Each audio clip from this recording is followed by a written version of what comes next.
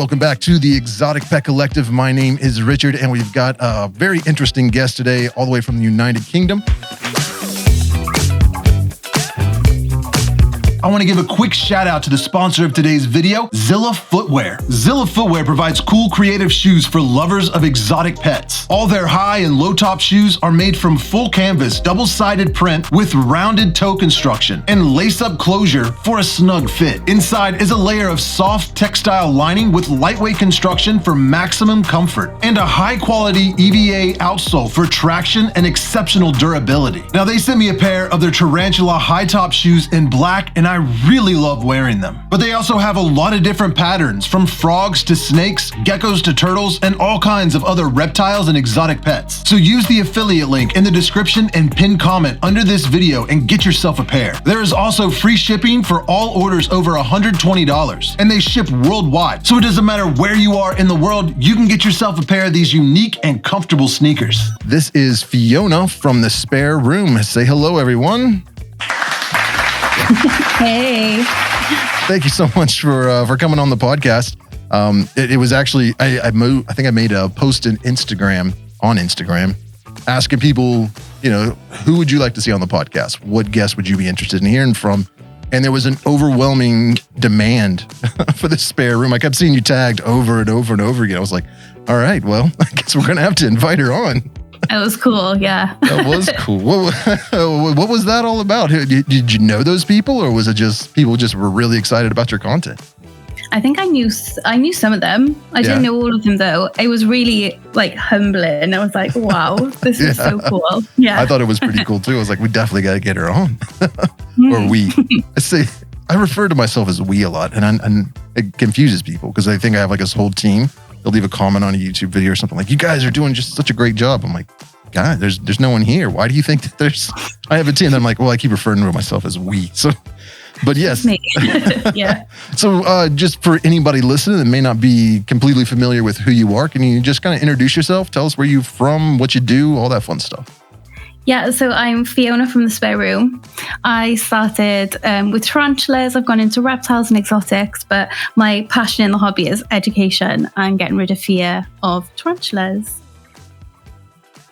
Education. So where do you, I'm not even there. Where do you make content mostly? What do I make content mostly? I mean, what platform are you? I know you're from Instagram, but where can people find you? Yeah, so I'm at the _spare_room_ on Instagram. I also have a YouTube channel, which you can find linked in my bio, but Instagram is my main platform, I guess. And on Instagram, are you just posting photos, or are you doing reels, stories, Instagram TV? What are you utilizing there? I do a bit of everything. So I try and do one reel a day, try and make that excited. But I've tried to make my posts a bit more engaging and educational recently. So yeah, that's what we've been doing, a bit of everything. Right on. And when you say educational, can you maybe describe what kind of education you're doing? So when I first got into the hobby, there wasn't a great deal of practical experience that was out there, so I could do research and read care sheets and things like that, which is why I ended up on YouTube watching people like yourself and Kat and Petco to kind of learn how to do things. And I suppose I just want to add a voice to that crowd, a helpful one, because often you find in Facebook groups and things like that, it can be a bit toxic when people are asking basic questions. So I just want to help that. Yeah, that's one of the most frustrating things about the hobby is how, and it's not just a tarantula hobby. It's worse sometimes than other hobbies, other pets. But you hear almost everybody comes on the podcast talks about how toxic Facebook can be, and some of the other message boards and things of that nature. And it seems we all have so much in common, and it's such a niche hobby, and we're such a small group of people that we would be more supportive of each other instead of trying to tear each other down. But it sometimes it just kind of seems like a competition, to see who knows the most, and God forbid you make a mistake or misspeak. Yeah, people are going to come at you. I just put out a video about anatomy of a tarantula, and I even have the little book right here on my desk because I just edited the video yesterday. But it has all the body structure of the tarantula, and all the different parts of the legs. And I was kind of using this as reference. And so it goes like the metatarsus, the tarsus, and the tibula. I think that's what it is. And then when I originally recorded, that's what I said. But then I looked at it, and actually the way it's spelled on this is Tibta. And I was like, Tibta, that doesn't sound right. But these are scientists that made this. So maybe I've been saying it wrong this whole time. So I re-recorded it to say Tibta. I should have done more research. But then I put the video out and everybody's leaving comments. It's Tibla. It's an L. It's an I, not a T. I was like, well, maybe my eyes are going bad. So I got a little magnifying glass out. I was like, no, that's definitely a T. So it was just a spelling error on the book. Yeah. But then I, perpetrated that. I made it worse by making a video using that error. So it is kind of frustrating. It's difficult though. If that's your research and, it's from a trustworthy source, you expect it to be right, don't you? Yeah. And I just, for so long, I have said tibia, and it was my bad because I questioned myself. I was like, oh crap, I've been saying it wrong this entire time. And turns out they are the ones that made the mistake. And honestly, I should have looked online and double checked that instead of just assuming. But I was recording a video and was limited amount of time. I was like, I just gotta get this done and get it edited because it's like Monday afternoon and I gotta have this up by Tuesday morning. And so I was like, we'll just go with it. But sometimes it's good. Like you make a small mistake like that. I mean, it's not detrimental. Nobody's going to kill their tarantula because they said Tibta instead of tibia. It's like. Some people have you think it's that bad. Yeah. But one of the pieces of advice I got from this YouTube creator once was like, if you make a mistake, like a stupid mistake, instead of going back and like, taking the video down and losing all those views and like re-editing it with that right word pronounced correctly or spelled correctly, just leave it up because it's not going to harm anybody. Most people will see, oh, that was a dumb error. They're not going to care, but the people that do care are going to leave comments and start up conversations and increase your engagement. It's like they probably wouldn't have left a comment, but man, they're going to love to point out your mispronunciation or your misspelling, and it's actually going to help the video. So it's like, all right, it's a dumb mistake and it's embarrassing, but I'm going to leave it, let it go. I think it makes you more relatable as well. Like no one comes into the hobby with all the knowledge in the world. Yeah, and I try to tell people all the time, like I did not go to school. I went to school for sociology and psychology, philosophy, really. It was what I wanted to study, but I was like, there's no jobs in that. So it's like, I mean, I swerved science and math. Like, I was like, what degree can I work towards where I have to do the very least amount? I even cheated. I didn't cheat, but I went to school. I don't know how it is in the UK, but most schools have like a spring and a fall semester. And where I went was in South Dakota, where it would snow a whole lot, like in December, January, and February. So we had like the fall semester, and then the spring semester didn't start until like March. But if you were living on campus, they did a 6-week. It was like pretty much January and the first few weeks of February, and it was like the winter break. You could take one class for like 4 hours a day, 3 days a week, or something like that. Maybe it was like 5 hours. It was intense, but they had an environmental science, and I needed a science credit, so I was like, I'll do that. Yeah. I'll do environmental science when nobody can go outside because there's 2 feet of snow on the ground. Perfect. It was known, like if you have a hard science or a hard math class or something, like that's the time to do it because the professors don't really care. There's not many people there. It's like, get the credit and go. Yeah, definitely. Don't blame you. Yeah. So you said how long have you been in the hobby? When did you get your first tarantula? Only a year and a half. A year and a half? Excuse me. So I got my first one, which was a curly hair, of course, in January 2021. But I've kept spiders sort of like my whole life. So I sort of built that knowledge. And then I think I spent about 6 to 8 months before I got my first tarantula of just like doing research and making sure I can care for them and all of that kind of thing. Yeah. And where exactly? You don't have to like tell me your address, but where exactly in is it? Do you prefer be referred to as England or the United Kingdom? Or I'm kind of dumb. I don't live in England. You don't? Where do you live? I live in Wales. So I'm showing my ignorance. So I live in the UK. I live in Cardiff, which is the capital of Wales. So it's the bit on the side of the UK is Wales. Gotcha. And that's where I am. I think it was Arachnotube. I had Garon. I think he's in Wales. And I kept referring to as England. And he was like, no, it's not the same place. Honestly, I'm going to flip this table. Like, give me a break. I'm a dumb American. I'll allow it. All right. Thank you. So you're in Wales. And what's the weather like? Like, is it, I get a lot of comments. The reason I'm asking is because, I'll make a comment about how, especially in a husbandry video, don't put a heat lamp on your tarantula because it could dehydrate them or something like that. And then it seems like people, in the UK, especially like Scotland and places like that, which I don't, you know what I mean? Like in Europe, especially the northern countries, are like, it gets so cold here. And, in our house, it's like 60 degrees in the winter or something like that. And do you run into problems like that? Or is that more just like an individual issue?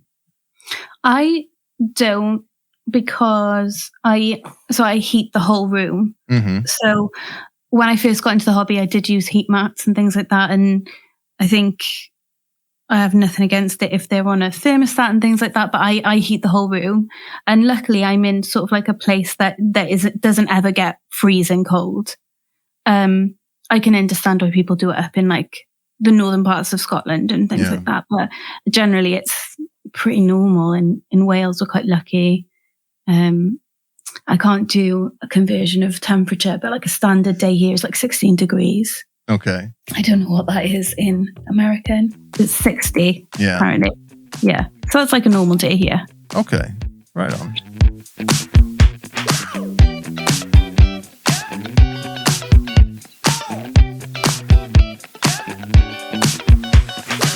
Expand your knowledge if you're mainly just a tarantula keeper.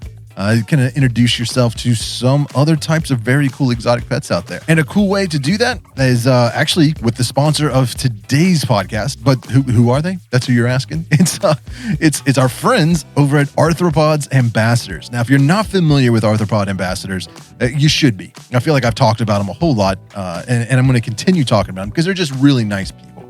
And they are over on the West Coast here in the United States, and their aim is to support others interested in bugs and the well-being of arthropods around the world. So they do a lot of education. They also do some breeding. They also do some selling. They go and do presentations at all kinds of different events, whether they're expos or school events, or they're very outgoing. They're out in the public. They're trying to connect people with invertebrates and arthropods and raise awareness and education and get more people to care about them. So they work through spreading education. They use resin art. They have a mobile bug zoo. They've got information on YouTube videos, so you can subscribe to them on YouTube at Arthropod Ambassadors. And they even got a new line of stickers and pins and other cool merchandise that are featuring like mantises and isopods and roaches and cool things like that. So from compost enhancing roly-polies to alien-like top predator mantises, arthropods come in all shapes and sizes and are waiting to teach us more about the Earth we all have in common. So that is like their mission statement, their goal.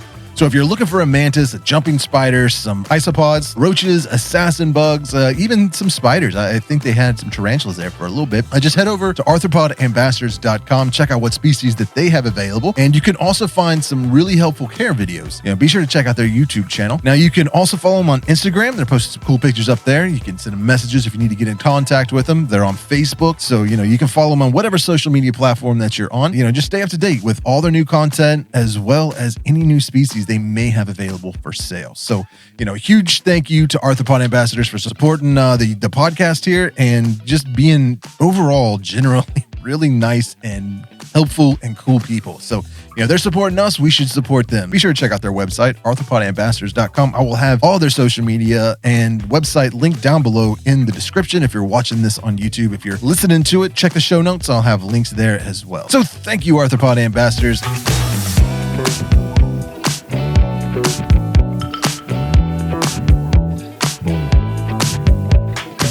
Anytime somebody asks that, I'm like, go check out some of the people that are making YouTube videos that live in your area. Like they probably have some insight that I don't have because I'm not from there.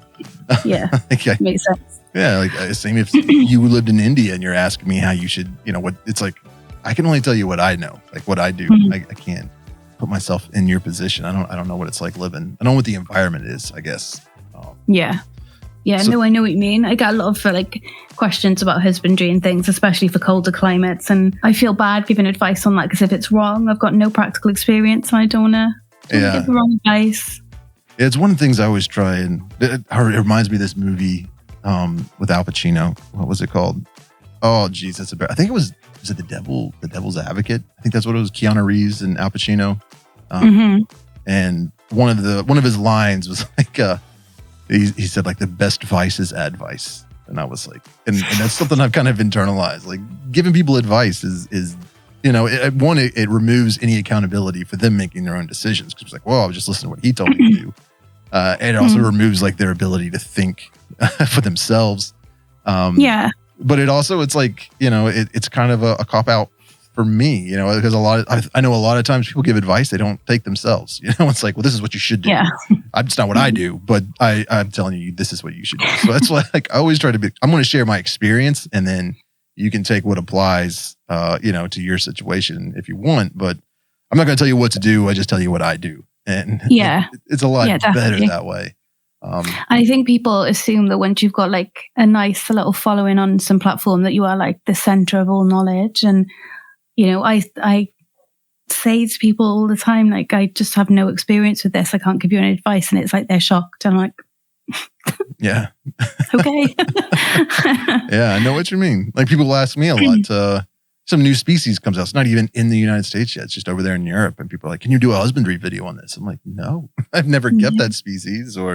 And there are some species that I have that people want, like, oh, we saw you just got, this species. We do care and husbandry video. And it's like, I haven't had it long enough to develop any experience. Like I could make one and tell you what I'm doing, but then a couple months later it could die. And then it's like, what do I do then? I just gave thousands of people really bad advice. Yeah. So, and I think it's important for people like us to be honest about that, because I think our sort of animals get a bad rap anyway for being, deadly, dangerous and all that rubbish. And I just think having people like us that want to give good sound advice, I think it brings more people in, makes it a better place to be. Yeah. Yeah. That's one of the cool things about this whole little hobby, this little niche that we've got going is for a long time, it was like the people kept tarantulas, but there wasn't a whole lot of content out there. And, I've heard some people, especially in the past 6 months or a year, almost complaining about how much content. Like there's so many people starting YouTube channels and Instagrams and stuff like that. It's like oversaturating the market or something. Kind of like that kind of mindset. I'm like, no, the more, the better. Like that's, we could have 10 times this many creators out there, people putting the word out, and inevitably, like all that's going to do is help grow the hobby. Like it's not like, it's gold or something. Like people's attention is not a finite resource that, is going to get more and more difficult the more people are out there. I think that the more content is getting pushed out there, the more people are going to be exposed to it and drawn into the hobby, which, is kind of good all around. Yeah, no, I definitely agree. And I think as well, like I started my YouTube channel because I felt a lot of pressure to, you have to on YouTube, you have to do this, that and the other. And I found along the way that I just really enjoy Instagram and I enjoy communicating on there. And I think it's just so great to have like different people in different sort of platforms and stuff. Like I've got friends who are very well known on TikTok, for example, but I don't really use it. And it's just nice to have us sort of like everywhere. Yeah, I agree. And that's something like a challenge I've been running into is, trying to diversify platforms. It's like I started on Instagram, kind of moved over to Facebook, and then YouTube, and then that became like the biggest platform for me. But I'm also trying to like maintain those as well as establish a presence on Twitter and Reddit and TikTok. And it's too much. It's like, it's kind of like I got to pick one. And so like I've kind of like picked YouTube. That's what I'm going to do. And then that content I'll kind of re-edit or something like that to distribute on those, but I'm not really creating content specifically. Sometimes for Instagram, I'll record reels, but like I'll put a reel on Instagram and it'll get like 20,000 views within a few days. And I'll post at the exact same time, that exact same reel on TikTok and it gets like 2,000 views. It's just so I just can't get in. I just can't break through on TikTok for some reason. No, I don't get it either. Like, it's just when I sit down and think about how much I could do, Yeah, it's too much. But I just think focusing on what you enjoy is the best thing. Like, you're obviously really, really great at YouTube. Like, your videos are like the cinematography is wild. That's what you love, and I think that's great that you're focusing there. Yeah. And I love Instagram. That's just what I like doing. Yeah, and that's the point I was trying to get to, though, is that I think it's important that everybody kind of has their own little comfort zone, like the fact that you're out there making content, mainly specifically for Instagram, like that's where you're focusing your attention, I think is important, because like I'm not able to do that really. And I know a lot of other creators, I know some guys that just make pretty much content for TikTok. They'll have like no followers on Facebook for the most part, but hundreds of thousands of followers on TikTok, and it's like, it's good that they're there representing and, kind of getting the word out to people. Yeah, exactly. I love that. Yeah, it's kind of cool. So there was, I don't exactly know how to ask this correctly. So you're kind of new to keeping tarantulas. You said you've been doing a year and a half or so. This is gonna. I would just worry sometimes when I ask questions for people in other countries. It's just gonna come across offensive. But no, go on. It seems like the UK is a much smaller area than like the United States, for instance. It is, yeah. Friends with Nate, but he's in California, and that's like a 24-hour drive. I'm not gonna go see him, or we're not gonna like show up at the same pet store or something like that. Yeah. But there seems like it's a smaller area, but it seems like there's a higher percentage of people that keep tarantulas as pets over there. So or maybe it just appears that way because so many of them are creating content on all these different platforms. Like, have you ever met any of the other tarantula YouTubers, TikTokers, Instagrammers? Like, do you have friendships? Do you see them or anything like that? Yeah. Like, so I think why the UK scene is so like alive with content is because I don't think there is one single person from the UK that is currently really active and well known. And obviously people are always searching for content that is more relatable to them. So I think that's what's made this boom in UK content available, which is really nice. But the good thing about the UK is like the scene is really small, so everyone knows each other. So this past weekend now, we just had the British Tarantula Society show, and like everyone I know was there pretty much, apart from a few of the Instagrammers. So there was Dave's Little Beasties, Glorified Pet Rocks, there was Tarantula-tastic Enclosures, there was Bugs Phil, just everyone was there pretty much that I know, and it's just really nice. And I do have friendships with those people. Yeah, it's really nice that we don't really have, like, I think the furthest person away from me is Scotland, my friend Laura. So I probably won't ever meet her, which is sad. But yeah, I have met everyone else. That's so cool. Like, that's something I kind of get jealous about because, I know a lot of these creators. We'll talk, through messages and stuff, or they'll come on the podcast and we'll have a conversation like this, but I'd never meet them in person. I think like one of the only YouTubers that I've actually met in person is Tarantula Cat. And that was like, I flew to St. Louis intentionally, like to do a kind of meet and greet with her at a Tarantula Cribs booth at a reptile expo, and it was like, we kind of hung out that weekend. Haven't seen her since, I'd never met her before. I ran into, who was it? Tyler Rugg. I can't pronounce his name. I ran into him at that show, and Kat introduced us. But it's like I don't really know him either.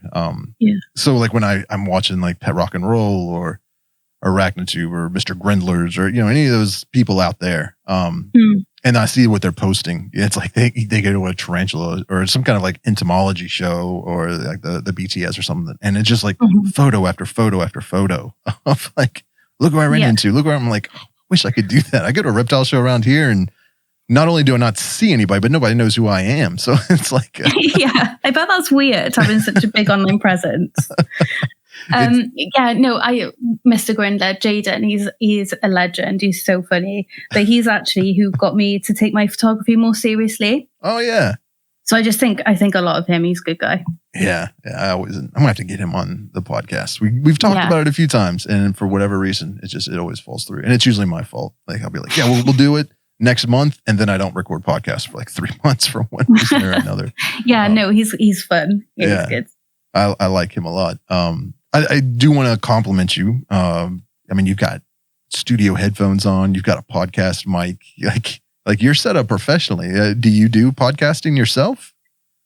So this isn't my equipment.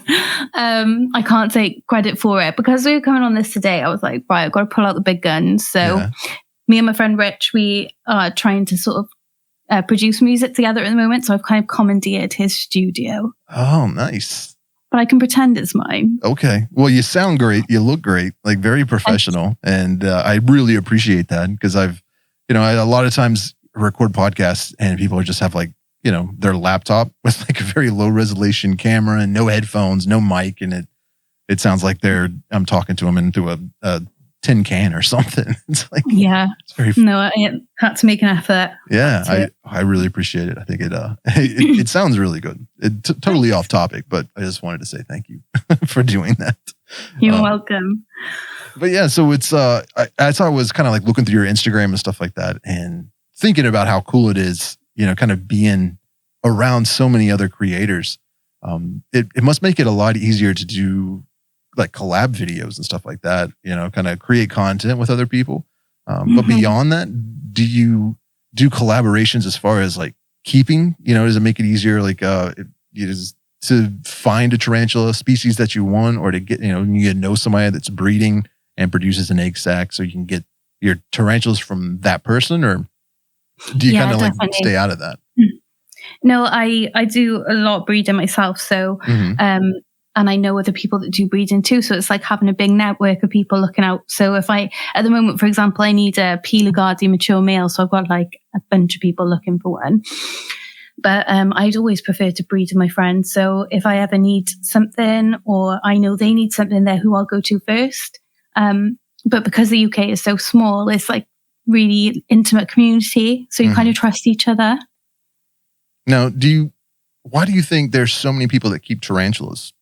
Or maybe is it just like a misperception? Like it feels like it has the appearance that a lot of people in the UK keep tarantulas as pets. I mean, do you think that's the case? Or is it just there's a lot of people that are making their keeping public through creating content? I think it's like somewhere in the middle. So I think during the lockdown, a lot of people got into keeping new animals and learning new things and stuff like that. And I think a lot of people have educated themselves on tarantulas because there has been a massive entry to the exotics hobby, including myself. And I think that's definitely happened in the UK.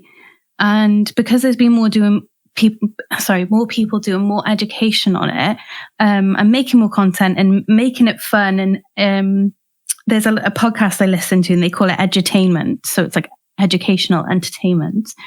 Instead of portraying these animals as scary, deadly, all the words you hear all the time, vicious, aggressive, when they're not like that. So can't remember the original question, but I think it's because there is more education out there. People are coming into the hobby more. Yeah.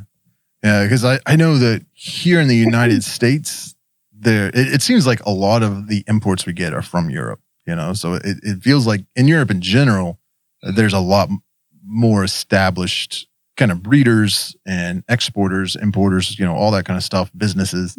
So, I mean, I think anytime somebody from Europe is on the podcast, I always ask them that question because it's like, because it just feels like there's a lot more people keeping over there than there are over here. But maybe I think people are as just well, more passionate. and like we don't have all of the legislation that America have, especially, the troubles with the Lacey Act. And, I saw your comments on, the article that came out the other day about deforestation and trashing the animal populations and things like that. We don't really have that issue over here, which I think makes keeping a lot more easier, especially, like not being able to take animals over state lines.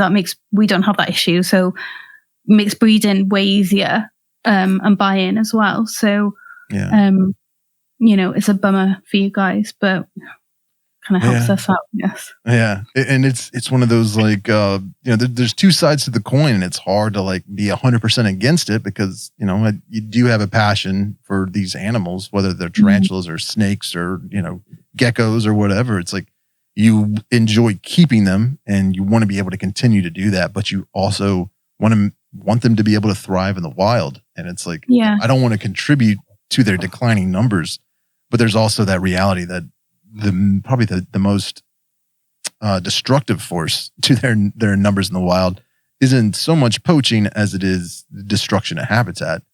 But that's like one of those, like after Wired contacted me, wanted me to give a statement to that paper that was released. And I talked to that guy for, well over half an hour, and we went back and forth in email even after that.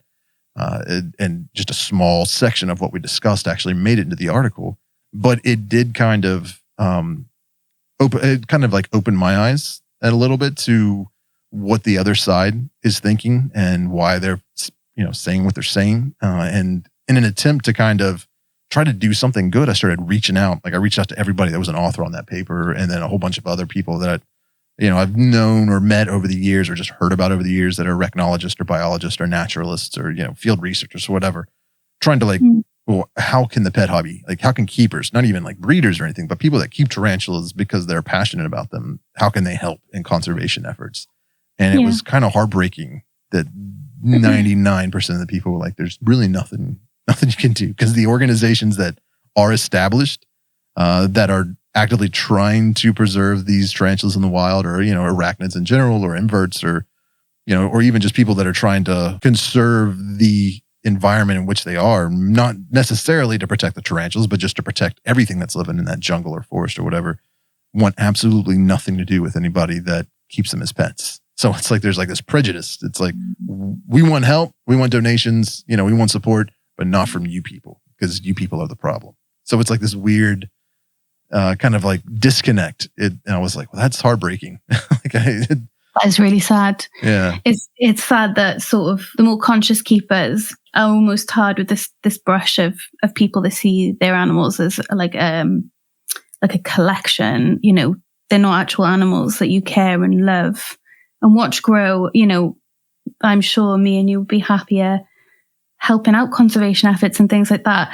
One thing that I've tried to do from the very beginning is I only buy captive bred. Yeah. And that's just because I can't own an animal that's been taken from the wild. And I understand for us to have it in the hobby, obviously at some point there has to be wild caught. I get it. But it just doesn't sit right with me. Yeah. Yeah. It's just one of those necessities or realities that for a tarantula to be in the hobby, or any reptile or amphibian, for it to be bred in captivity, initially it had to be removed from the wild. Yeah. So, it's, that part is kind of, I want to say a necessary evil, but it's part of it. But it seems like once like you mentioned the curly hair that you got, like that's a very well-established tarantula in the hobby. There's a lot of people that keep them. There's a lot of people breeding them. So there's absolutely zero need for anyone to go out into the wild and catch one to turn around and sell, but people still do, because, you can have an adult and you get more money for an adult than you would for selling a spiderling. So, there is that temptation there. So it's why, most of the time try to avoid buying adult tarantulas unless I know the person and I know that they raise them. I'm just going to go to some random pet shop and buy an adult tarantula, because more than likely it would be, especially when it's really cheap. It's like, that's probably a wild caught. We're not going to mess with it. Yeah, you paid someone £10 to bring that into the country, definitely. No, I know what you mean. Like when was it the Ornithoctona species, was it Mahong, got reevaluated as the Taxonus bambus recently? People were going nuts for it, and like the day after it got classified, people had like egg sacs coming in, they had adult females, and it just made me feel unwell. Just hated it. Yep. I'm like, just because it's a new tarantula doesn't give you the right to just go and rip it from its environment. It's a mess. Yeah. And I was having a discussion with someone about it. Like it sucks that happens, but a lot of times the places where these new species are like discovered or, reclassified or, whatever, economically, they're not the most prosperous areas in the world. You know what I mean? Like sometimes, I mean, I'm not saying like third world countries, but sometimes they can be, but it's easy for me to sit in my house in, the middle of the United States, with a comfortable life and look down at people for, wild collecting tarantulas to sell them to make money that have no, they don't keep tarantulas or anything like that. They're, but it's like, if I was in abject poverty and there were tarantulas just all over my backyard, you know what I mean? Or just in the jungle down the street, that I know I could just catch in a cup and sell to somebody and make $10. It would be very difficult for me to not do that, I suppose, when you put it like that, I obviously would never have an issue with that. My issue is more with buying wild caught, but of course you've got to buy it from someone, and it does make sense, like that. It's a difficult one, isn't it? I mean, it's like similar to what you see in Mexico a lot. Like, there's a lot of people that are involved, or not so much Mexico. I mean, Mexico or, Central South America, a lot of people get caught up in the drug trade, manufacturing or, growing or something like that. Not because they like to use drugs or anything. It's just, that's the only way they can make money to support their family. And, it's like, it sucks. So it's like, you could go after the pet trade, but that's kind of like, keep people that keep pets. But that's kind of like criminalizing drug use and going after the drug users. This is a terrible analogy. I should not be comparing tarantulas to drug use, but you know what I mean? Like, you're hitting the end user. That's not going to stop the demand. You should really be going to the source. You incentivize people not to manufacture drugs, and they're not going to do it. Same like if you can incentivize people not to poach tarantulas in their native, area, then they're not, like what they're doing in some places in Africa, where it's like poaching was such a problem, but they kind of made tourism more profitable than selling ivory, and that's drastically helped, rhinoceros and elephant populations and things of that nature.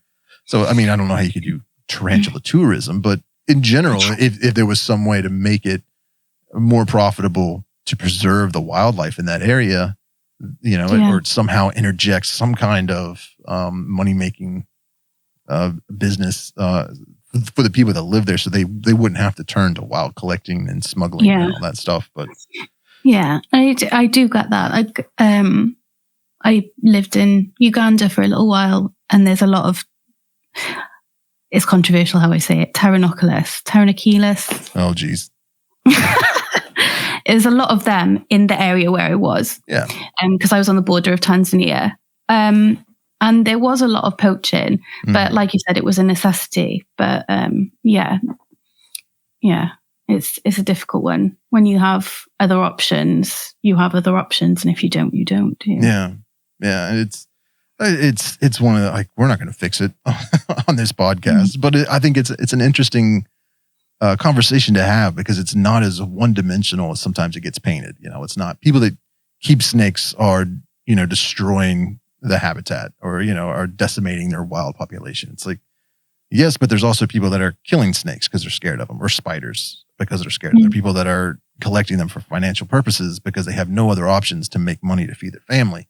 There's a whole bunch that the environment itself is getting destroyed. Like you see that in Brazil a lot, just rainforest just being like just burning down to make room for farmland, or getting destroyed for logging. It's like, those are all, like, these are a whole bunch of different factors and a whole bunch of different reasons things are happening. So you to just go after one small aspect and kind of demonize them as the problem is misleading, because even if you completely outlaw all tarantula keeping, all tarantula trade, there's still going to be a problem with their environment being destroyed. And, and one of the things I was talking to one of the writers of that, we were kind of messaging back and forth, and I was like, he was talking about Cambodia and Thailand and things like that, where all these species are being removed. I'm like, but how do you know they're all, they also eat tarantulas there, their meals, their snacks. So, how much of those tarantulas and scorpions that are disappearing from the wild are actually making it to the pet trade and not going into, the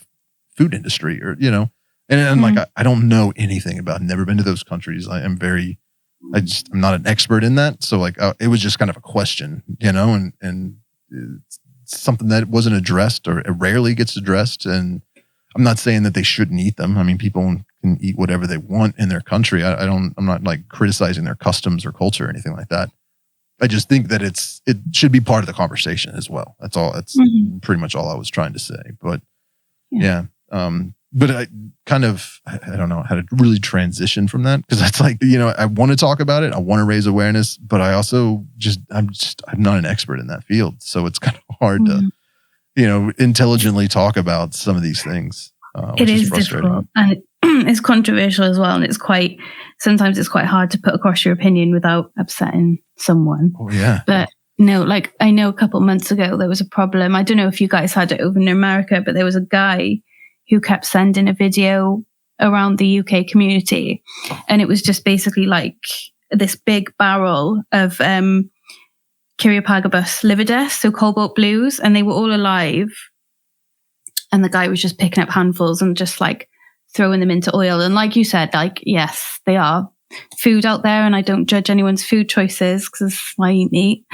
But that's hard for me to see. Yeah. And it was just excessive. I feel like just didn't need to see that. Yeah, I don't think I saw that video, but I've seen similar videos, and heard stories. But yeah, it's easy for me to be like, well, I keep that as a pet. It's kind of like, would get very upset if somebody was sharing a video of how they butcher and eat dogs. I've got some, like here in our area, we actually had this huge Hindu or Hare Krishna temple where they don't eat beef. It's like they really respect. They have a lot of reverence for cows. And they have like a bunch of them up there, and they take really good care of them, but they don't slaughter them and eat them. And so they see me eating a burger, it's probably offensive. Maybe I'm not going to speak for them, but I'm sure that they don't like that. It's disturbing. Yeah. So it's a difference in culture. So sometimes I try to keep that in mind. Like I'm not going to say you're a bad person for eating a tarantula or a scorpion, because I've never eaten it. Maybe they taste good. I don't know, but it from my perspective, it's not something I would do. Yeah. So it's difficult when somebody shares something like that. But I also get comments from people in those areas that are just like, you're taking such good care of that. I would just fry it and eat it. It's like, what? It's mad. Like I had a guy I was talking to the other day talking to me about, right, I'm going to murder this name, Burpees cimaroxagorum. Nailed it. And in the UK, the slings alone are like 85 pounds, which is quite a lot of money for a sling. And he's like, they're all over my garden all the time. Oh, wow. It's so fun. I'd love to see them in the wild. Yeah, that would be really cool. And that was something I was kind of hoping to do with my channel, was kind of go out into the wild and see some strange, kind of like what Martin does over at Bird Spiders CH, but not as scientific approach as he does. More just like, what do these things look like? What does their environment look like? And then COVID came and everything just kind of, my life situation changed, so it made it harder to travel. So it's like, eventually we'll get there. Hopefully we could go, see some of these in the wild, but you will. Yeah. It seems really cool. I would definitely love to do that. And I remember when that species came to the United States, like it was a little controversial, because it's like, should we even have these? And, and they were insanely expensive. Like 85 pounds would be a good deal. I think it was initially like $400 or $500 a spiderling. For a sling. Yeah. Yeah. God. That happens a lot. It was like that with Poecilotherium metallica. I think when Harpictera pulchripes first came out, golden blue leg baboon, they were really, really expensive. T. Celedonia, easily $600, $700, $800 a sling. And it's like, it's a spiderling. So they're not all going to make it. It's just based off, numbers. So it's like, they have 100 to sell from an egg sac. In nature, maybe 10% of them would survive. In captivity, maybe 75, 80, 90%. But there's still some that are just not genetically strong enough to survive even in optimal conditions. So like the Caledonia is so fragile. Yeah. Couldn't pay $600 for that. Yeah. Somebody wanted me to make a video on them, and I was like, I'm not paying. I think at the time the price had dropped down to like $350, $400, but I was still like, no, I'm not doing that. And then somebody sent me one for free, and I mean, it had everything. This is the enclosure, already pretty much everything set up, and they were like, just take care of it. And it wasn't even a week, and it curled up and died. And I was like, okay, I was doing exactly everything you told me to do in using your enclosure. I was like, I don't know. And I know they're really fragile, but I also was just like, this one, they haven't been in captivity long enough to really have that. And this is something maybe it's just a theory that I have, but I feel like if you have tarantulas in captivity and you breed them, and then their offspring lives in captivity their entire life, and then you breed those, and then they live in captivity. You know what I mean? Like you get 3 or 4 generations, just the way that animals are. Like the ones that don't do well in captivity will die off, and then they won't get bred. So you'll just kind of be breeding the ones that have like whatever features or genetics that are optimized for living in captivity. So the species itself becomes much stronger, much easier, much more hardy to keep in captivity. So when you get a new species that's come from the wild and it's like the first egg sac that was bred in captivity, I mean, how well adapted will their offspring be to actually surviving in captivity? It may take 5 or 6 generations before they're really strong captive bred spiderlings. But again, that's something else that I just pull out of my butt. I don't know if there's any scientific basis to it, but logically it seems to make sense. It does make sense. The strongest ones breeding with the strongest ones makes sense.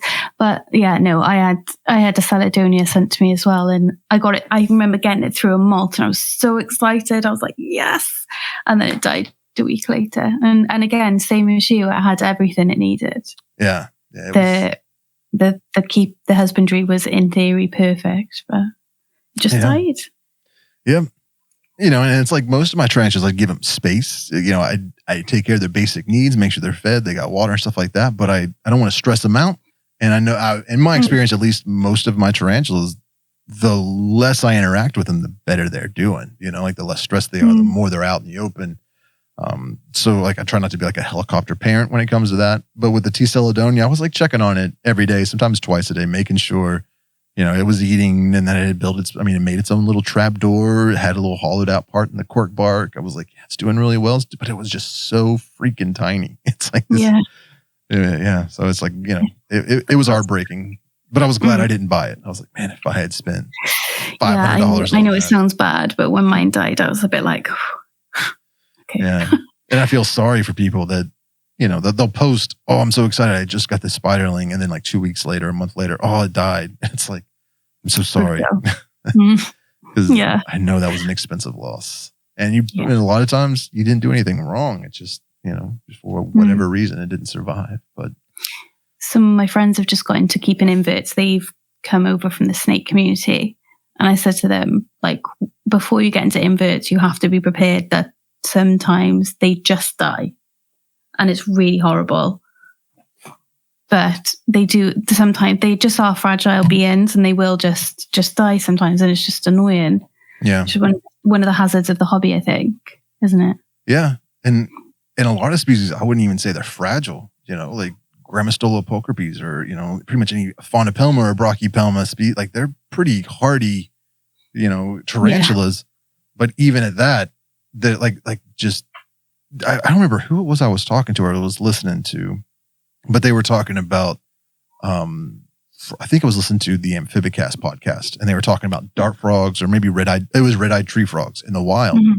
And they were talking about how many eggs they produce and how often, like pretty much it rains in their environment, and they put, they lay a bunch of eggs and tadpole, and, then like within a week or so, they kind of develop into tadpoles, and then, however so many weeks later, they come out as froglets.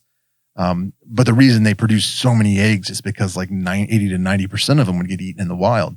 When you're breeding them in captivity, it's like you have, a much higher rate of success. So there's you can breed them pretty quickly and get them out in the market. So you don't have to like pull them out of the wild. But the guy was discussing about, talk about even though they're in optimal conditions and they don't have any predators, still there's a majority, or not a majority, but there's a percentage of them that are just going to die because, they were essentially, it's kind of like the way Mother Nature works. Like, they'll have 1,000, I don't want to say 1,000, but we'll say 100. For whatever reason, we'll just say 100 spiderlings or 100 frogs or whatever are the eggs are hatched. Some of the they're yes, they're a living animal, but they're also a source of food for other animals. Mm-hmm. So Mother Nature would be like, well, so many of them are just going to be weak, or they're not going to be able to defend themselves or run away. So there's a guaranteed amount that will be food. Like it's kind of making Mother Nature this like conscious thing, but I'm not trying to personify it, but it makes sense. Like they're not all going to be strong. Yeah. Yeah. So yeah, that's not something you can breed out in captivity. Like there's still going to be some runts or weaklings or whatever you want to call them. So yeah, and I think it's important to remember that we are in a food chain. That because can you imagine we'd be overrun by frogs otherwise, and there would be spiders everywhere. Yeah, there are spiders everywhere. There's this great book. I think it's called The Biology of Spiders, or The Biology of Arachnids, or something like that. I got it off Amazon, and I was like really into it. I already got half, like most books I read. I get like halfway through, loving it, reading it like every day. And then something comes up and I get distracted and then I never go back and finish it. So like I've got a little bookshelf over here full of books that I've half read. And that's one of them. But one of the interesting parts of it, and it's something I want to do a video on, was just talking about how many spiders there are like per square kilometer in the world. And like thousands and thousands of them. And it's like you only see like 2% of the spiders that are actually there. Like I've got spider up here in the corner of my room right now that's just a free range basement spider. Not anything I would keep, just a house spider, but there's a lot of them in here because like the conditions in here are optimal for arachnids. So my tarantulas are doing well, but also all of the spiders that would normally live in a basement are doing well, and I just let them I don't even remove them. I'm just like, yeah, you can hang out in here. They clean up the fruit flies or crickets that escape. Yeah, so that's mine too. Yeah. Yeah. They're very, very fat spiders. Yeah. Mine all look very healthy. I've got a bunch of house spiders that live in my room. Yeah. It's funny though, because about 3 years ago, I would have been terrified of them. And now I'm just like, hey, buddy. Yeah.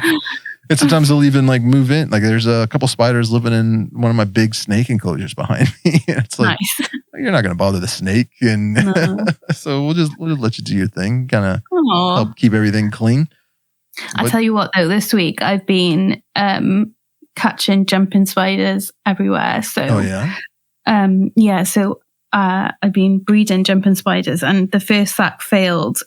So I asked my friend sort of for some advice and she said, just let them hatch out with a sack. So I did. And then they were everywhere. So I've been finding them. I've now got up to 119. So. Oh, wow. Yeah. But, if it was S. calceatums on the roam, I probably would be a little bit more concerned. But yeah, just baby jumpers. But I think I've got them all now. That's cool. I think I just told this story in another podcast, but I had when I first started when I first moved here and was like really kind of building up my tarantula collection, I would have the spiderlings sent to my shop, like where I worked, to the store, because that's where I was during the day. I didn't want them to sit on the porch or anything like that. And we had a really good relationship with like a FedEx driver and stuff. So he would know like, oh, these are live spiders and would, be very careful with them and bring them to me. And so I just kind of, a lot of times would just keep the slings on my desk because, it just kind of looked cool. I liked having them there. And I would keep them there until they needed rehoused into a larger enclosure. And then I'd bring them home and set them up. And at one point, all the spiderlings, maybe I had like 5 or 6 on the desk at a time, were back at my house. And the guy I worked for was kind of missing them. It was like, I kind of enjoyed that. We should get a spider for the shop. And he wanted a jumping spider. So we got a couple jumping spiders, set them up. And within like a couple of days, one of them had an egg sac. And I kept putting it off. I was like, I'll just let her have it. And, eventually I need to bring her home and put her in an enclosure where they couldn't escape. And I waited too long and we came in and they were just baby jumping spiders. Like they could just crawl right through the vent. So like they were all over the office. Honestly, they're so small. It's ridiculous. Yeah. I'm like catching them off my roof. Yeah. And I'm a little nervous because I got a black widow right here. For those watching, I'm pulled its enclosure off the shelf. But can you see? Oh my God. She just laid an egg sac. Trying to get it in there. It's right there. Yeah. Yeah. And I just saw that this morning. So this is very Oh, no. Those things, when it hatches, can definitely get out these ventilation holes. So I'm going to have to figure something out. Because I don't want a basement full of black widow spiders. No, that's not the one. I take care of my friend's animals sometimes when he goes on holiday. Yeah. And he used to have a problem with false widows. Mm-hmm. And they were just everywhere. He's got rid of them now. But one bit me, and it was so painful, like unnecessarily painful. And it was like this tiny little guy on my hand. Yeah. No need. But yeah, I wouldn't want a room full of black widows. Yeah. So that's my one of my projects for this week. It's trying to find out how to safely move her into a better enclosure, or I might just one thing I've done before in the past is use pantyhose, and just kind of wrap it around the enclosure. So I might just do that, but we'll see. I'll talk to some people that actually have bred black widows and get their opinion on the best way to handle it. But yeah. So, one of the things that I've kind of been focusing on recently with my personal content is like documentary filmmaking. And it kind of started because I really enjoy watching nature documentaries, but also I just like documentaries in general. And my sister got married and I filmed her wedding for her and kind of enjoyed it. And just that whole process, and was like, I'm going to start doing some. So I've got a couple projects that I'm working on that are documentaries that are not related to anything to do with animals at all. Just like other experiences or passions I have in life. I won't get into that. But I also started a documentary on the exotic pet hobby, like not just tarantulas, but talking to people that breed snakes, people that put on exotic pet shows. I don't know if you guys saw it in the UK, but there was a documentary that came out on, I want to say IMDb TV or free whatever. They changed the name of the app, but it's called Bug Out, and it was about the Philadelphia Insect Zoo, and it was like 4 or 5 episodes, kind of like a little mini series, and it was all about this insect zoo that got robbed, we'll say. And I don't want to spoil it for anybody that hasn't seen it, but it pretty much 80% of the documentary was just going through all of the negative aspects of the hobby, like Mexican cartels and illegal smuggling and all this. I mean, just saying like exotic pet shows were a front for illegal activity. Like they would put all the stuff you could sell legally on the table, but if you knew the right questions to ask, they had a bunch of species that were illegal to keep under the table. And it was just that's not true. No. It's extremely over exaggerated. And then they just drag the hobby through the mud for hours, only to be like, okay, well, the issue that we're dealing with actually had nothing to do with any of that. It was one person being very unethical. And it's like just lying, essentially. It's one guy. It was like, what the heck? Like that was unnecessary. Like I understand as far as like a director or a writer, why you would do that, because it created a lot of suspense and drama, but it was all at, the expense of, the reputation of exotic pet keepers and breeders. So I was like, I'm going to make a documentary that kind of talks about the positive aspects, is a much more realistic and truthful kind of presentation. But in kind of preparing for that, it takes a long time. I'm doing interviews with a bunch of different people all over the country. So it's like something, I work on a little bit every week, and, it's going to take months to kind of get it all together. But in the meantime, I've been like trying to make fake documentaries in my basement, make it look like, I'm going to Argentina or Arizona or something like that. And, filming like a documentary about just tarantulas.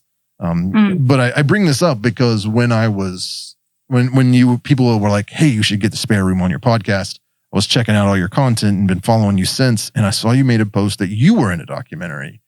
And I thought that was pretty freaking cool. And I was hoping maybe you could like kind of talk about that a little bit. Tell us like, one, what the documentary is about, how you got into it, but just also kind of share the experience of like, how that was filmed and how it all went down. Yeah, it was so cool. So I got contacted by some students at Cardiff University, and they said they wanted to make a short documentary on the tarantulas and the animals that I have, but they mainly wanted to focus on the spiders. So we had a meeting where they sort of workshopped their idea, and they said they wanted to make it like a horror film, all of this. And I was like, no, definitely not going to do that.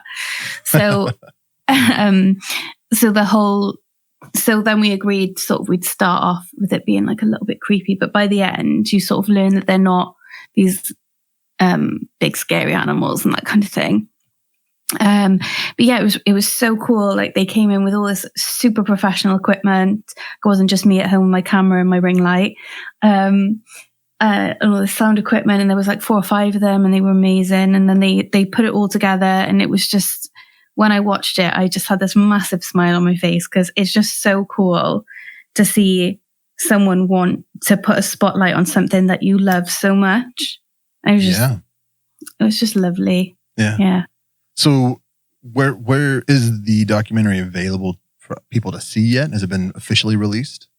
So it's on my YouTube, and I think the students have put it on theirs, but I think it's going to be in some video festival soon. Okay. So when I have the details of that, I can put it up. Awesome. And for those watching on YouTube, I put links to your account, just kind of scrolling across the bottom there. So if anybody wants to find you on Twitter or Instagram or YouTube and check it out, definitely. And I know that I'm going to watch that this evening. Awesome. I really want to see it. Because I think that's really cool. So you didn't know these? Like, how did they find you? How did they get your information? Just message me on Instagram. Yeah. Yeah. And we just got talking, and yeah, we met for a coffee and kind of discussed what they wanted to get out of it and their ideas. And then, yeah, we went from there. It was, it's kind of cool to be doing something that you love so much and have other people want to know about it and share that with you. And the cool thing was, there was a couple of them that really didn't like snakes and tarantulas. And then by the end of it, they were a bit like less afraid, which is nice. So were they focusing more on the pets or more on you as a keeper? I think it was me looking after my pets. So how I got into it, like what I love about them. Yeah. But the way they edited it, it was because people like us get asked a million times a week, when did you first get into tarantula keeping? Like, what do you like about the animals? Blah, blah, blah. But they made it really interesting. And the way they edited all the audio over the video and things like that, like they did my animals justice, and I'm really proud of them. That's very cool.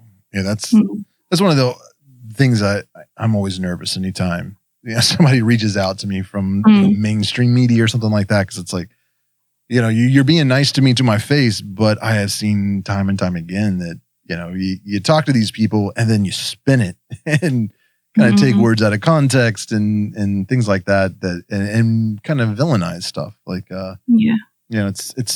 it's always kind of frustrating, like they did in that, Bug Out documentary.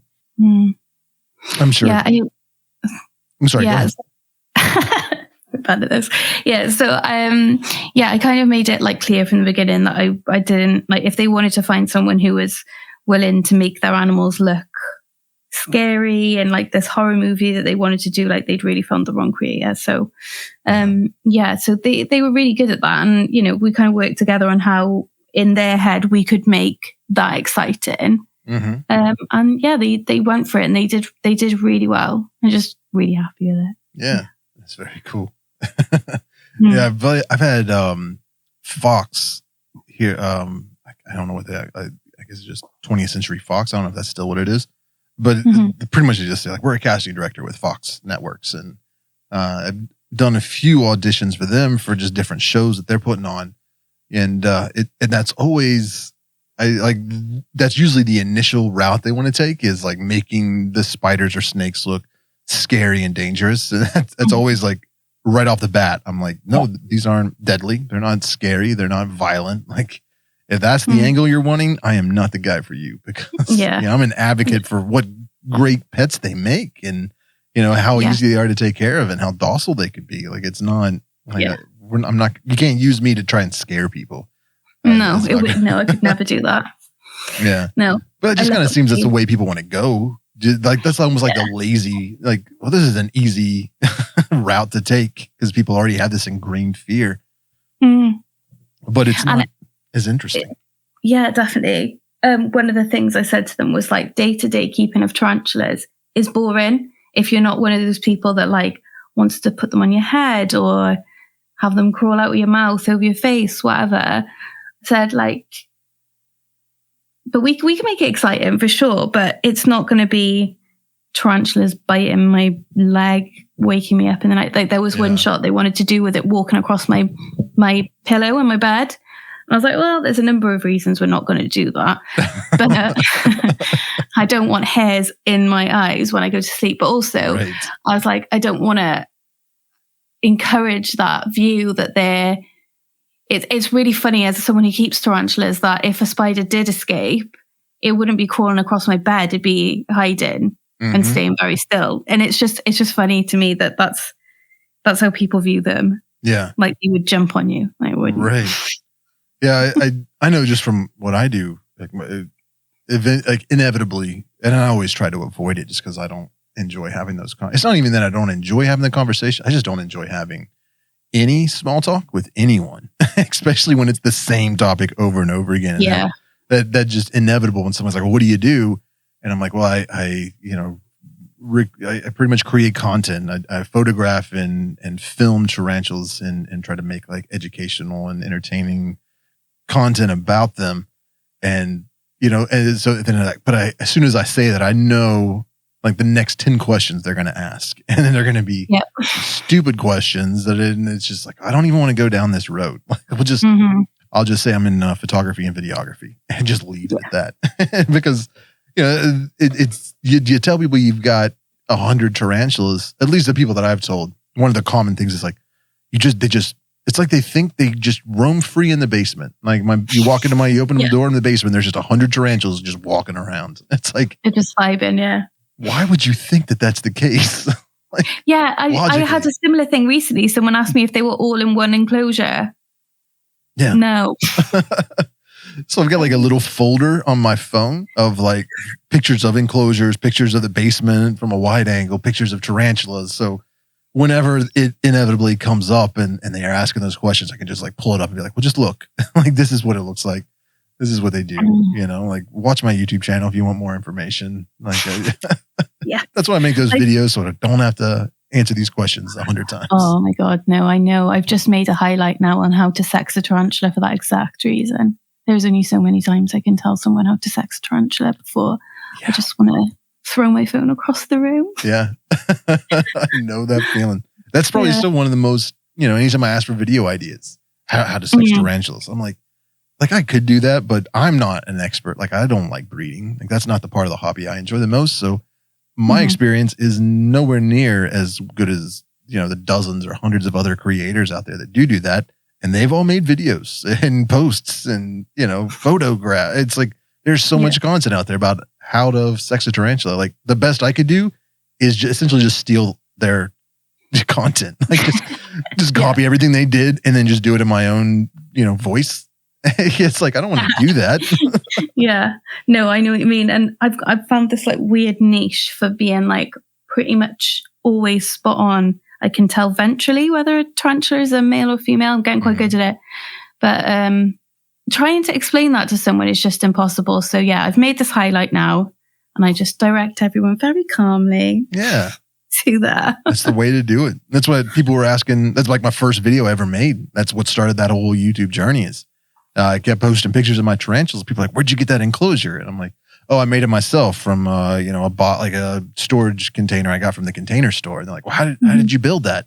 So I'd explain the whole process and they'd be like, oh, thank you so much. And then 2 weeks later, somebody would ask the exact same question and I'd go through the whole spiel again. And I was like, you know what? I'm making a video and I'm just going to put it out there so I can just drop that link and they can see me actually drill the holes and where I got it and all that stuff. Yeah. And I've actually started a website now for care sheets for another similar reason. So yeah, so I can just be like, have a look on here. Yeah, it's very cool. And I mean, that's how businesses got, like, that's how I transitioned into doing this full time. It's like, it just kept directing people there, started answering more questions and covering more topics. And then it was like, well, this is just kind of turned into like this like small passive income into, I mean, it's still a small income, but at least I can live off of it now. Yeah, exactly. Yeah. And you get to do something you love every day. Yeah. Even though it's a lot of effort. Yeah. That's like one of the people say that. And it's like, not exactly. Like, I love that I am my own boss and I love that I get to hang out with my tarantulas all day. But there's a lot of aspects of it I don't like. And I didn't even realize we're going to be part of it. You know, like, dealing with third-party advertising companies, trying to get integrated ads so that I can pay my mortgage, like working with Skillshare or NordVPN or something like that. It's always a pain. Or just dealing with the onslaught of emails of people wanting to host the podcast on their platform and just that, like the business side of it. I don't enjoy that. I can appreciate that. I think I'd be the same. Yeah. And sometimes like I enjoy filming the tarantulas. I enjoy photographing them. I enjoy taking care of them and making the enclosures. But like sometimes the editing of the video I can enjoy, but a lot of times it's just a chore that needs to be done. It's like, I completely agree. I get it. I love the process, but the editing is just so boring. Yeah. And time consuming. And then I get frustrated sometimes when I talk to other creators because they're like, oh, I just recorded the video and edited it and uploading it today.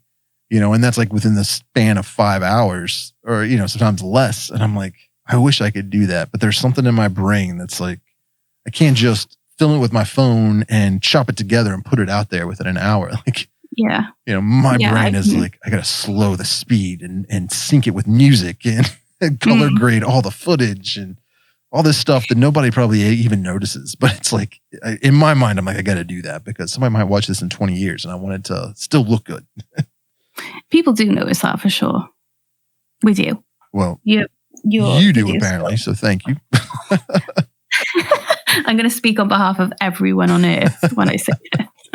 You would be surprised how many people are like, why aren't you putting out content every day? It's like, because I need to sleep and have a life. Yeah, because you're a human being. Yeah, tarantulas are not the easiest to film the way I do. Like, no. Yeah. And I don't know what it's like for you at the moment, but pretty much all of my adults, bar one, is in pre-molt. So it's pretty boring at the moment. Like, there's not a lot going on right now. I feel you. Yeah, that's so. When people will request a specific species, and it's like, why don't you make a video on this? It's like, because it's in its burrow, and like I'm not going to dig her out just to film her. And like, when she comes out and it's like out and about, moving around, then that's the time. And sometimes it's like I can pull a tarantula out, set it on the table or on a set or something like that. I'll record for 5 hours, but I only have 20 or 30 minutes worth of usable footage. It's like, because a lot of times they don't do anything. They're just sitting there, I don't want to like poke and prod them all. And, so it's like, it can be frustrating. And sometimes they move so fast. It's like, I have so much footage of tarantulas moving around that isn't in focus because it's like, they get out of frame or they're not, in focus. And it's like, I thought it was like an amazing shot of them doing something really cool, but it was so blurry, like too blurry. I couldn't even use it. So I know that pain, especially with feeding videos. Mm-hmm. Yeah. So it's like, I feel like I film for 10 hours and, then I edit for another 10, 20 hours. And then I have a 10-minute video. People are like, you should do that more. And it's like, I can't. I physically don't have that ability. No, I know. I was editing some pictures last night and I took just over 90 and I think I liked 4 of them. Yeah. Yeah. Pain. I know that feeling. Like I just put out a video on tarantula anatomy where I don't know if you saw it, but I think it's right behind me. Have you seen this? It is a plastic model of a tarantula, has all of its organs and stuff. Nice. And that was the first time in a long time I've like filmed a video and then could edit it the next day and release it. So it's like, nice. It was a fake tarantula. So it was mainly just me taking it out of the box and putting it together and talking about all the parts, so that was easier. It's it did what you wanted it to do. Yeah. If I could make content like that, I could push out 3 or 4 videos a week, but but tarantulas don't cooperate. So there was one shot in the documentary where they wanted a picture of my Canthoscurria geniculata on the sideboards. And I was like, okay, but she's not going to do anything. And I just sat there and they were like, we'll wait. I was like, I'm sure you will. You're going to have to. She just sat there. Yep. Yeah. And they were like, can you get her to move? I was like, what do you want me to do? Call her name? Yeah. I had, as one of the interviews I was doing or auditions, I don't know what the hell it was, with Fox. They were wanting, it was like stupid pet tricks. And they were wanting me to show a tarantula jumping. So I have my Caribbean versicolor because she'll jump a lot, but it's not on demand. It's like, they're like, well, can you get us some footage, like some B-roll of her jumping? And it's like, okay. So an entire day of, built this whole little set with different cork barks and lit it up, had the camera set up, and then like trying to entice her to jump to get a cricket or something like that. And, she would crawl around and I got, a few shots of it and I sent it to them and they're like, well, can you get it from this angle? It's like, you do not appreciate how much time and effort went to get what I just got you.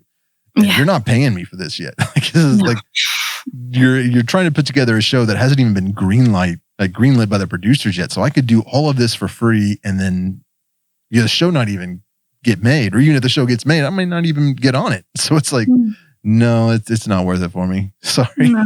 Tarantulas aren't dogs that can be trained to do a trick. Like, it was kind of hard trying to get them to understand that. Yeah, it's difficult.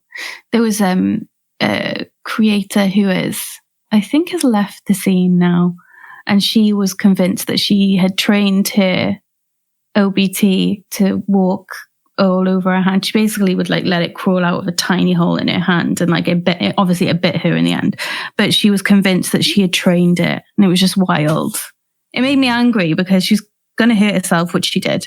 Yeah. But also then putting that stuff out there it's just annoying. Like, especially with an old world with, there's venom and whatnot. Yeah. It brings up an interesting topic. Like, what are your parameters? Like, what do you feel like is responsible content to create? Like, where do you draw the lines? Like, this is something, like, I want to make something that's educational, but I also want people to watch it. So, are there any behaviors or topics or anything that you try to avoid so that you don't kind of fall into that sensationalization of tarantulas? Yeah.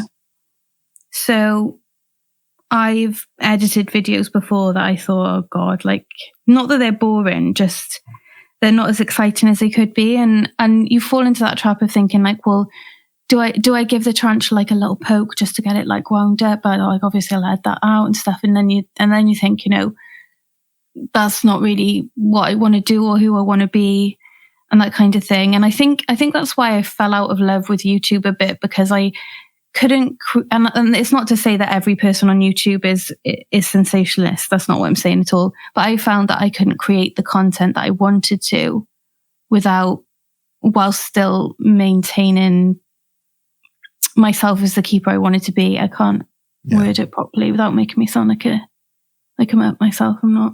Yeah. I mean, it kind of sounds like you just called me a sensationalist. No.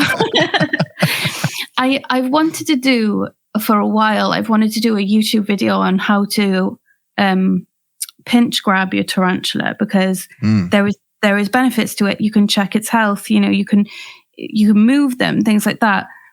But I've seen far too many people use that to be like, oh, my tarantula's flying, or something dumb like that. And do I want to contribute to that? But then also there are a lot of like really useful things that I have, but it's just I think I just get worried that I'll be teaching the wrong people things. Yeah. I feel you. Like feeding videos people request those a lot because they're exciting. And I would look at some of the other YouTube channels that do a lot of feeding videos and see that they're getting tens of thousands, hundreds of thousands, sometimes millions of views on these videos. So, from a financial kind of perspective, it's like I should do that just because I need to pay bills. And if that's what people want to watch, if that's exciting content. And I've probably done half a dozen, maybe more, maybe like 8 or 10 feeding videos, but they never perform as well as the other content I create. So I don't do it very often. And I never understood why, but maybe it's just I think it's because I do it more cinematically. Like, hey, we're going to do a feeding video. Check me out feeding my tarantula. And it's just me feeding tarantulas. Like, I'm not reacting and screaming and, whoa, that was crazy. Like, I think maybe that's what people really enjoy. And I'm not doing that. So I don't get as many views as the people that do that. But that I noticed inadvertently to film it and get them in focus, because I'm using manual focus and have the lights set up. So it's like, I need the tarantula to do the takedown in a certain area so that it's in focus and usable footage. So I would use a tong to kind of entice them, have the cricket or the worm or something in that area. Or, sometimes I would just drop it in that area. But a lot of times you drop a cricket, it's going to hit there and then jump. And then that's when the tarantula attacks it. It's completely out of focus or not even in frame. So I was doing a lot of that kind of tong feeding. And then there was just a lot of people who saw that and assumed that's how you feed tarantulas. They're like, do I have to tong feed them? I'm like, no, definitely not. Like, I wouldn't even recommend tong. That would take so long if I had to tong feed every single tarantula in here. Like, I never tong feed them unless I'm filming them. And that's the express reason. But there was a whole group of people on, I don't know if it was Facebook or Arachnoboard or something, but we're just, just tearing me apart because I'm a bad keeper because I tong feed my tarantulas. And it's like, if you think that I spend that much time feeding tarantulas, there's something wrong with you. You're not thinking this through very well. Yeah. But yeah, that was one of those instances. Like, I wasn't trying to be controversial or put out bad information, but just kind of doing what needed to be done. Yeah. No, I get that. And I've done exactly the same thing. But obviously we know that 9 times out of 10, we're just throwing crickets into enclosures and then disappearing. But yeah, I get why it's done for sure. I mean, like I said, I've done feeding videos that are the same. But I think, without trying to sound like, I'm not trying to get in your favor or whatever, but I think there are content creators that sit in certain categories. And I think for you, in my mind, when I think of your content, I think of it feels more educational rather than shock value. But so if I want to see a care video, I'm going to search for Tarantula Collective rather than other creators that I might search for something else, if you get me. Yeah. And I think when you fall into that category, like you said, your feeding videos don't do as well. That's because your followers appreciate what you're putting out that you love doing. Well, thank you. And the main reason I asked you to come on the podcast was so that you can sit there and say wonderful things about me the entire time. Cool. It's your turn now. One thing I grabbed this while you were talking, because you were talking about prodding the tarantulas. This is I don't know this specific name for it, and I can't think of it at the time, but it's for cleaning lenses and sensors on cameras. It's just a little bit of air comes out, to blow off the dust, kind of get it off the lens or the sensor on the camera. And, so I got to clean the cameras before I film because, there's substrate down here. Sometimes it gets dusty. So I want to make sure and it seems anytime I don't do it, then I'll be taking a macro shot and there's just this little speck right in the middle of the frame and it drives me crazy. So I always do that, but so it's always on hand.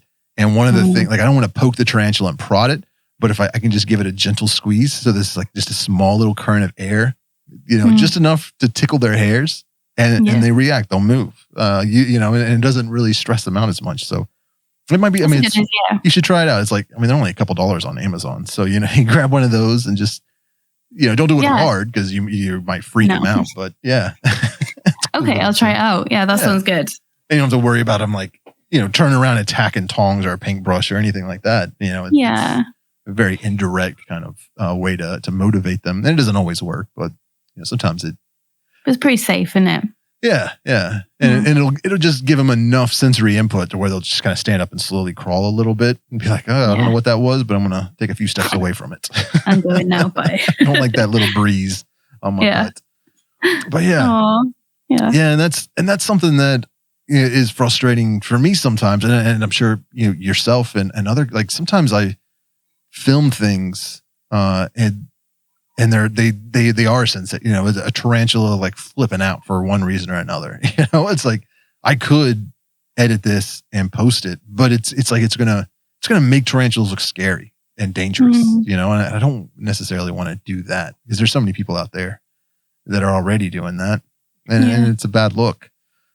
So it's like this constant battle, like you know, it's like I know that. Yeah. I would get a lot of views, which, you know, views turns into subscribers and views turns into, you know, revenue. So it's, you know, there's like that temptation to put out that kind of content just for the sake of, you know, money and clout, I guess, or growing, you know, and it's like, sometimes it's hard not to do that. Like, do you find that difficult sometimes when you're, you know, wanting to grow your Instagram channel, like avoiding that type of content? Yeah, definitely. Yeah. Because you always get, you know, there's a few photos of threat poses on my Instagram because they do look impressive. They're amazing, but the photos on they're all like organic for me. They've happened when they've been annoyed with something, not when I poke them. And I think especially when you get like periods of low engagement as a creator is, you know, people all the time are telling you like, oh, you shouldn't care. It's just social media. But like, I do care. And during periods of, you know, low engagement, you do think, oh, well, what if I just did that?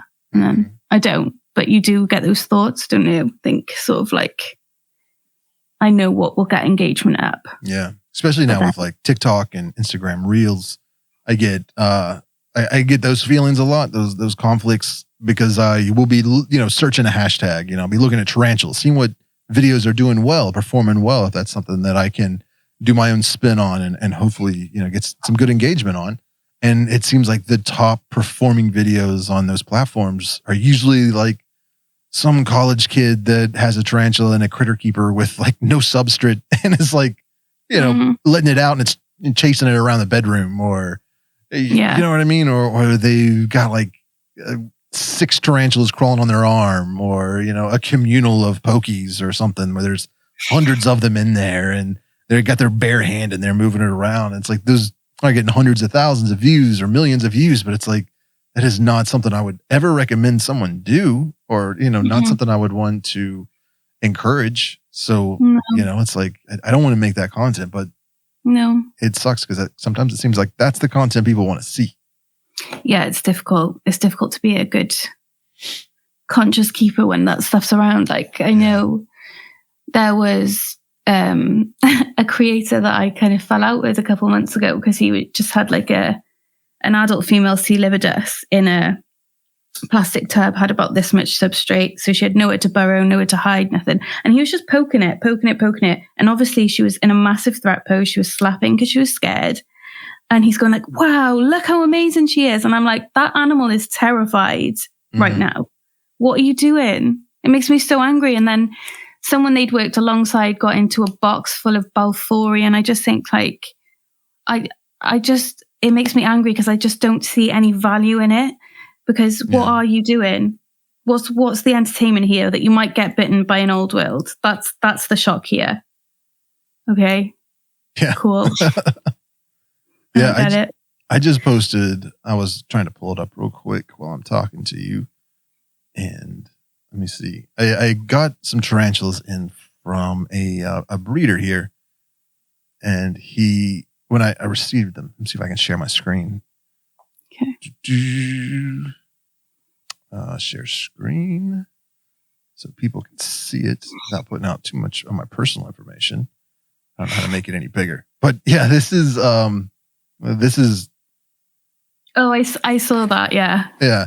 So you know, it says like Histrocrates gigas, really mean spider will bite, and I was like, I thought he was kind of joking, and you know, when I opened it up, whoops, where'd it go? Why can't I'm no good at this. I remember seeing it was in a massive threat pose or something. Oh, here we go. So and like I didn't do anything to it. I didn't poke it. I didn't prod it. I simply took the lid off the box and grabbed the tongs and went to like move the paper towel, and it just exploded out of there. And like that was mad. Yeah. and like when I tried to get her off that paper towel, she went so far back, she just like fell on her back and was like in the enclosure, just on her back. And I was just like, wow, she is, you know, I didn't do anything to upset her, like other than open up the box she was shipped in, you know? So I posted that, but I wouldn't intentionally, No. upset a tarantula for the purpose of getting a cool photo like that. Yeah. No, I think we're the same in that way, which is good. Yeah. I mean, it just stresses them out and it makes them look scary, which, it's not always, I mean, they do that, but it's not common behavior. Like I don't watch, I have a few, Postletheria ornata. She's much more chill now, but a couple of years ago, I would just walk by her enclosure. She'd just be like hanging out on the cork bark. I'd walk by and boom, legs would go up in the air, and then if I stopped like, whoa, chill out, then she'd start slapping. And it's like, I have a Balfouri like that. Yeah. It's wild. I haven't even touched your enclosure. I'm just existing near you. Yeah. But she doesn't do it anymore. I don't have any other tarantulas that really do that right now, except for now I've got this one. But I put that gigas in like a corner, like on a shelf in a corner where it's like, nobody's going to be walking by or bothering you. So, let her calm down for a while. Yeah. I remember when I got my first Heteroscoda maculata, and it was an adult female, and she was so mad. Really? Yeah. Really mad. She did come to me in heavy pre-molt. So I think like she was just angry and tired and didn't like the journey, but she was in an incredible threat pose. I think there's probably a video of it somewhere, but I wanted to get her out of her delivery box. And I've never been bitten by a tarantula, but she did try. Wow. Yeah. So now when I get Aggie tarantulas in a delivery box, I'll just open it and then they can do the rest. I'll come back in a couple of days. There you go. I've got a couple of HMACs and people are constantly requesting care videos. Like, why don't you make content about them? And for a long time, it was just because I got them as spiderlings and they're kind of ugly spider. There's like this like brownish gray color and a little speckled. They're nothing all that exciting. And they're just recently, like in the past few months, kind of gotten to this size where they're not full grown, but they definitely have that adult coloration. I mean, they're pretty close to, they're probably sub-adults and they're beautiful. And I definitely want to, but they're very reclusive. At least mine are. Yeah. They like to spend all their time hidden in the bark. I got to come down here at like 1, 2 o'clock in the morning and they'll be on the side of the enclosure or on the cork bark or something like that. But as soon as a light hits them, they bolt and go into hiding. Yeah.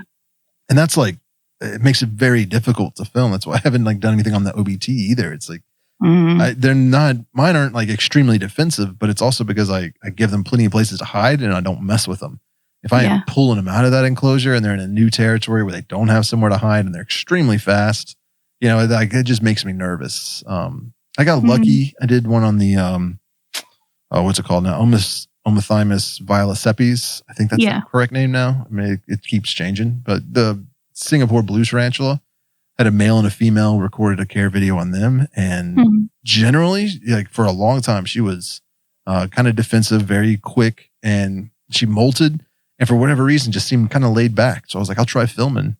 And I could just kind of like gently prod her out of her enclosure and she would just freely walk around on the table and didn't do any bolting or running or threat poses. And so like as from a filmmaker, or like, I don't want to say filmmaker, but from someone using a camera, that was really good. It was like a very low stress, but it was also kind of disappointing because there's such a, they've got such a reputation. It was like, but it would have been cool to get some like cool threat poses or something like that. But she just wasn't having legs as well. Yeah. She was just like, no, I'm cool. I enjoy this. This is fun. It's like, all right. I swear as well, they know when you need them to do something and they just decide to just be boring. Yeah. That's very true. Not today. Yep. I had some of those like nature documentary things I filmed. Like I set up this entire set and I would put the tarantula on there. Like the Grammostola pulchripes one. It was like the most recent one I did. I chose that species just because she was just climbing all around her enclosure, and she was moving stuff around. She was just being very active and staying out. And I was like, well, you seem like, you would be more receptive to, being filmed, and pulled her out, set her on there, and then she just wouldn't move. It's like, I'm just going to sit right here motionless. Like, oh my God. Oh my God. No, my Aphonopelma somani's like that. It's just couldn't move her. It's like she's attached to the ground. So can we talk a little bit about like your future plans? Like, you've got your Instagram growing, you're doing things, you're creating content. Like what is your end goal? Like where are you heading with this? What are you wanting to do? What kind of stuff you got planned for the future? So I want to go into educating kids out of their fear of spiders. So I'd really love to do like work in schools and things. And it was really cool at the BTS. There was a little girl whose dad came up to me and he was like, she's too shy to ask if she can speak to you. And she watches my YouTube videos, and it was so, it was just an amazing moment where I was like, wow, like my content's actually impacting people and actually doing what I want it to. So yeah, my long-term goal, like I know I bang on about education a lot, but I want to work particularly with kids so that you don't get as many people growing up with this fear, more than that they just grow up with a respect for these animals. And that's what I really love to do in the future, just more education. That's awesome. Yeah, I have not had that experience yet, that I can remember. I was at NARBC Reptile Expo. It was actually the one in St. Louis with Tarantula Cat. We were walking around, and there were a couple of young girls that stopped her, or her parents stopped, or we were just walking by, and I saw the little kid be like, oh, and pointing at her. And I was like, Tarantula Cat, say hi. And, it was kind of cool seeing, these young kids that were like really excited to meet her. And, just, had that like starstruck moment. And I was like, that's sweet. That's cute. That's awesome. That doesn't happen to me. It's always like middle-aged men that are mine, like they're like late 20s, 30s, 40s that are having that starstruck moment. And that's just awkward. It's just like, hey, you're a grown man. You fucking snap. Oh, excuse me. Snap out of it. I am just another dude. I think as well, like I've had like one or two people, like adults, come up to me and I'm like, this is awesome. This is really cool. But like, it was just something different about a kid. I was like, this is so amazing. Yeah. This is awesome. It's a cool thing to have impact on young minds, just because it's like, that I know that a lot of my fear, like, cause I started keeping tarantulas because I was like borderline arachnophobic. Like I had some serious fear of spiders and insects and creepy crawlies.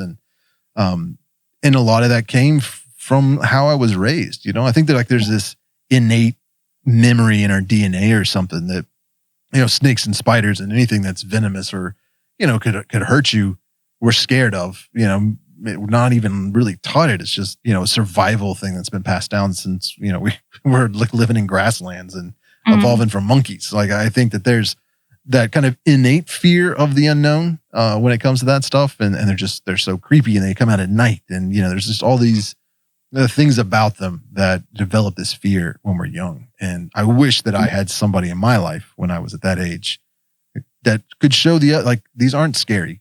'Cause I do that. Like I have my granddaughter, she's 3, and, most kids her age are like, ooh, spider, gross, scream and run away. And like, she loves them. She calls them piters. That's so cute. Hey, Pawpaw, piters. And I'm like, yep, that's it'll just be like a spider, but everything's a spider. Anything, any bug looking, there'll be a stink bug. She'll be like, Pawpaw, piter. I'm like, it's not a spider, or that's just a June beetle, or, there's all kinds of different insects that everything's a spider. So I gotta we're trying to figure out the differences of, what's a bug, what's a roach, what's a worm. Not all spiders, but it's cool. And like, I wear shirts of spiders on. I've gotten her a couple of shirts of her size that have spiders on them. And so it's cool, especially when other people see it. She goes to daycare or something like that, and they're like, she's just fascinated by spiders and bugs. And I'm like, that's good to hear, like, I'm glad that she's being raised, with that exposure that isn't based in fear. It's like, interest and stuff like that. I've got a stepdaughter and she's 8. And when I first got tarantulas, she wanted like nothing to do with them. And now she loves holding them. She always wants to get them out and stuff. And she did a project in school recently about her tarantulas. They're hers now, all of them. So she did a presentation on her tarantulas, and it was also well researched as well. Like, she'd done like a bit about the molting process and like how they eat and how they move and things. And I was so proud. It was so cool. Just yeah, it is amazing how much of it is sort of like you said, innate. And once you have exposure to that thing and realize that it's not that scary, it sort of just goes away. Because I got into it as well because I was a little bit scared of tarantulas, but they're so cute. Yeah, I've got a stepson, and when me and his mom started dating, he didn't really know much about me, but then we got engaged and we got married and we moved in, and I bring tarantulas in, and he's just kind of like, this is my weird stepdad with his scary tarantulas. Like, this guy's insane, and it took a while for him to warm up to the idea, let alone, get close to them or hold them or anything like that. And he doesn't like have any of his own or take care of them. But when he was in 5th grade, he wanted to do a science fair project on tarantulas. And what he and his teacher worked out were like how they create their burrows, like the difference between like fossorial, terrestrial, and arboreal. So part of the presentation, he wanted to have essentially like take a fossorial, a terrestrial, and an arboreal species, put them in a similar type of enclosures, and then monitor how they kind of build their burrow, and then why they would do that based on where they come from in the wild, and what the purpose is for that. And it was I was like, that's kind of interesting. So and then we just used like juveniles. So they weren't anything that was really big, and they were all new worlds, nothing that would be really venomous, because you had to bring them to school and stuff like that. So we kind of set them up in like a basic, it was kind of like a vertical AMAC box enclosure filled halfway up.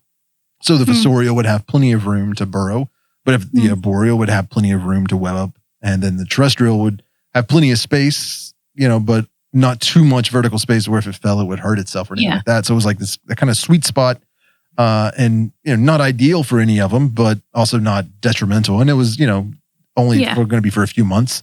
And he was like tracking their progress every day. You get them from school and come check on the enclosures, see what they had done, or if they had done nothing at all.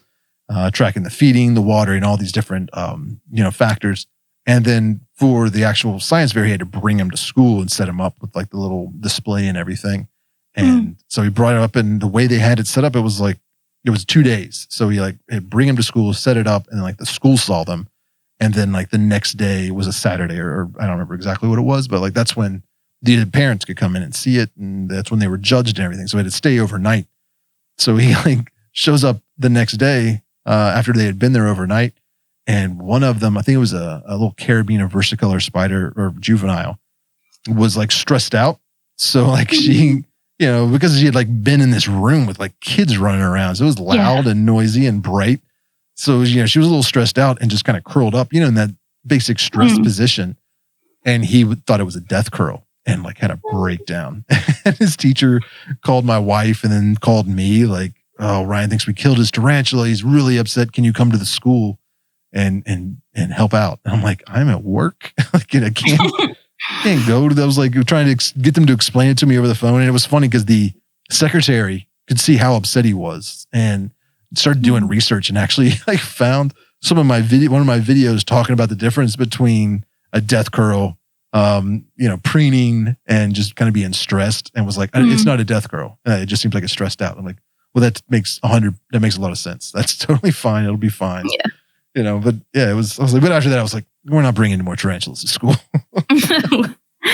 That's a good project though. It sounds interesting. Yeah, it was very interesting. It was fun, like helping him out with that, like researching, in this tarantula's kind of native location, there's a lot of monsoon rains that flood. So it doesn't make sense for it to burrow underground because it would constantly be flooded. And that's why it's more apt to evolve to live in the trees. And it's the opposite in where this tarantula's from. It's so hot, they need to burrow down to escape the sun and the heat and get a little humidity. So it was fun kind of teaching them that. But it's kind of like my whole mantra is like, the more we can educate people about these things, the less scared they're going to be of them. For sure. Because before I got into it, I thought like they were aggressive and they were this, that, and the other. And like, I remember getting my first OBT and I considered actually rehoming it because I was so scared of it. And I realized actually that there's a lot of hype around them that just isn't the case. If they're kept correctly, they are like any other tarantula.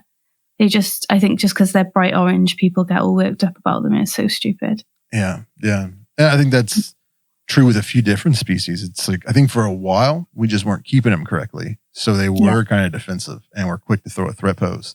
But I mean, you could do that. I mean, like you were talking about the C. lividus. It's a fossorial tarantula. The ones I've always had, they've been in fossorial setups. I don't see them hardly at all. Like occasionally their little front legs will be poking out of their burrow when I feed them. But, they're not, I can't just like look and see the entire body at any time. But I've seen some keepers, especially on YouTube, that keep them with on only a few inches of substrate. So they turn their entire enclosure into a burrow. They web up the entire thing. You take the lid off of it and they have a very defensive reaction, threat pose, slap it and all that. But it's like, you just rip the roof off. Like if they were underground like they're supposed to be, it'd be like you just ripping the top layer of earth and exposing them, and that they're going to be defensive. So you keep them properly, they're not nearly as scary as you think they are. 100%. And I just think people don't like seem to think that like these are just little animals. They're just little guys, and they're just scared, and they just want to live peaceful, reclusive lives, and that's what you should give them. And you're totally right. When you take the lid off a heavy webbing enclosure, you are ripping half its house out. Cool. And the whole point of webbing is so that it can sense what's around him. Yeah. I just think people need to have more exposure to them and realize how nice they are then. I talked about that in a video. It was like, how would you feel if somebody ripped the roof off your house and started moving your furniture around? Like you would be pretty upset. I think I remember you saying that. And also like, maybe it was you or someone else, but ripping the roof off and then just like throwing cheeseburgers in. Yeah, that was you. Yeah, I remember that. And I've used that analogy a few times. And then people are like, oh yeah, actually fair. That would be very chaotic. Yeah, I always get kind of comments. People are like, I would love it if someone ripped the roof off my house and started throwing cheeseburgers at me. I'm like, yeah, maybe that wasn't the best example, but you get the point. Like, I would be alarmed by it. It isn't a normal thing that happens to me. No, put some free cheeseburgers when you're hungry would be kind of cool.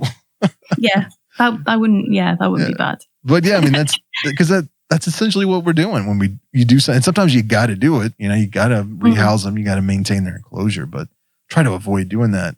And that's not even, I didn't even come up with that. That was, I was, before I got into creating content for a long time, I was studying meditation and Buddhism and stuff like that. And that was an example somebody used there. Like, and I don't even remember the context, but it was like, it was talking about, it was, like sometimes the unit, like you go through really hard times in life, but it's really just the universe kind of setting you up for, the next best thing, like whatever you're doing isn't ideal. And you got to go through this hard part to appreciate the good things and also to build up the strength that you need. And that was kind of a loosely associated with like, it was that concept of, sometimes that, the hand of God, so to speak, will come in and like move you to a new location, or we're like into a relationship and it seems horrible and terrible in the moment. You're like, oh, this is so bad, but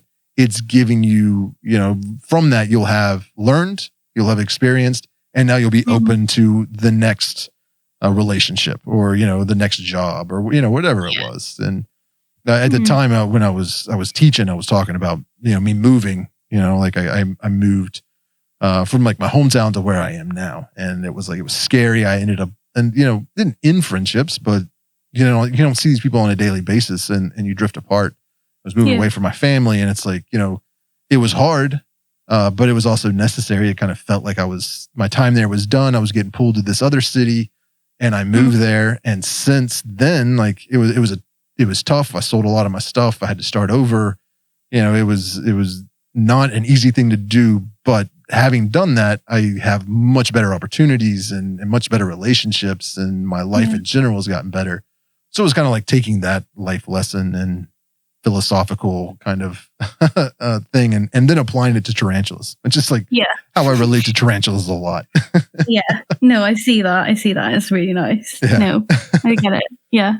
So like, it's also extremely egotistical because it's like, I'm looking at myself and how I relate to the universe, so the universe reacts to me or interacts with me. And then but then I imply that to my relationship with tarantulas, and they become me, and then I become the universe. So it's like, I'm God and you are the person who I'm trying to take care of. You are the tiny human on my planet.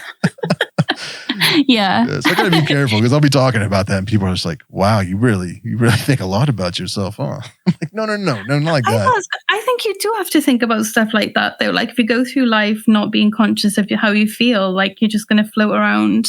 Yeah. Just I mean, it's like, not everything I do for the tarantulas or snakes or whatever, they're not going to like it all, but I'm doing it in their best interest. I'm not doing something just to piss them off and get them mad and so I can get a cool photo. Like if I'm rehousing them, it's because like they don't understand that he's taking me out of somewhere I've lived for the past 2 years and he put me into something that's even larger and more suited for my needs. They just know that you're destroying my home. You're scaring me. So like I gotta be patient with them and understanding. Like I know you don't understand what I'm doing and you're freaked out and you're scared and you're being defensive. I'm not going to take it personally. I'm not going to think that you're just a mean tarantula because of that. Like, we just can't communicate. So you don't know what I'm doing, but I know that what I'm doing is in your best interest. So I'm going to, accept the fact that you're being very defensive. And it's kind of like having a kid. Sometimes you don't know that what I'm doing is in your best interest, but I promise it is. I promise. Yeah. You should hear how I speak to my tarantulas sometimes. I think I get locked up. I'm just like, please be nice to me. I'm trying to be nice to you. I'm trying to give you a nice house, please. And they're just funny. Like, no, I want to stay in this tiny box. Right. And I think it does kind of, if you can use that philosophy towards your kids, I think it can definitely help you be a lot more patient with them, a lot more understanding, sure. That's somewhere I struggle sometimes. I think every parent does. Like it's really hard to remember that they're just little tiny brains that are developing and stuff. And I definitely get like the patient side of things is hard sometimes, definitely. Yeah. But I think that's normal.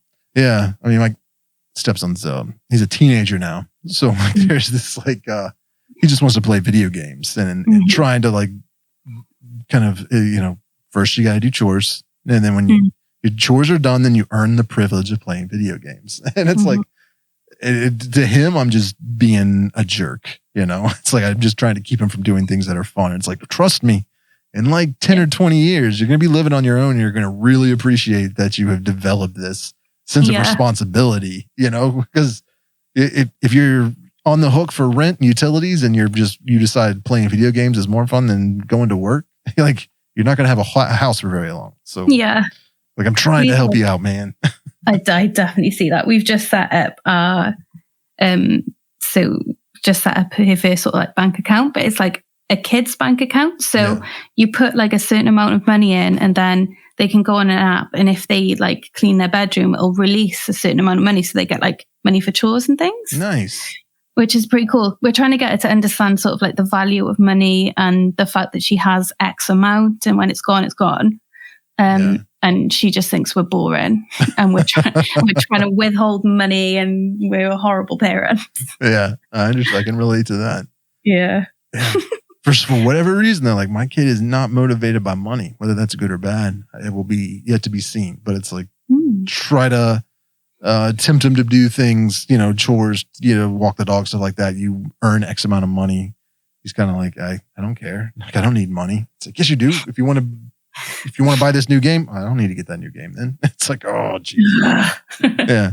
So time like that's his soft spot, like that's where he's vulnerable. So that's what we reward with. Like, well, if you want to have time on the internet, you want screen time, then you got to earn it by doing these chores. Instead of giving you $1 for doing the chore, I'll give you an hour of screen time, so it's that works, but he's also, he's going into 8th grade soon. So girls are going to be coming on his radar. So money might become more of a something that he wants and be motivated by. So we'll deal with it then. But he's extremely responsible for. Like I wish I was that responsible when I was 20, as he is now at 13. That's good. That's a nice place to start. Yeah, he gets good grades. Is like he always does his homework before anything. It's just get him to walk the dog or take out the trash. That's where the issue is. But the things that we should do and not them. Exactly. But I think that's why tarantulas make a great first pet for kids in a lot of ways. Is because they're low maintenance, they're easy, but it teaches that responsibility. You know, like you got to take care of them, you got to watch them, you got to feed them and stuff like that. But if they screw up, they forget to feed them, you know, for a couple of days. It's like, well, they're not going to die. You know, they'll be fine.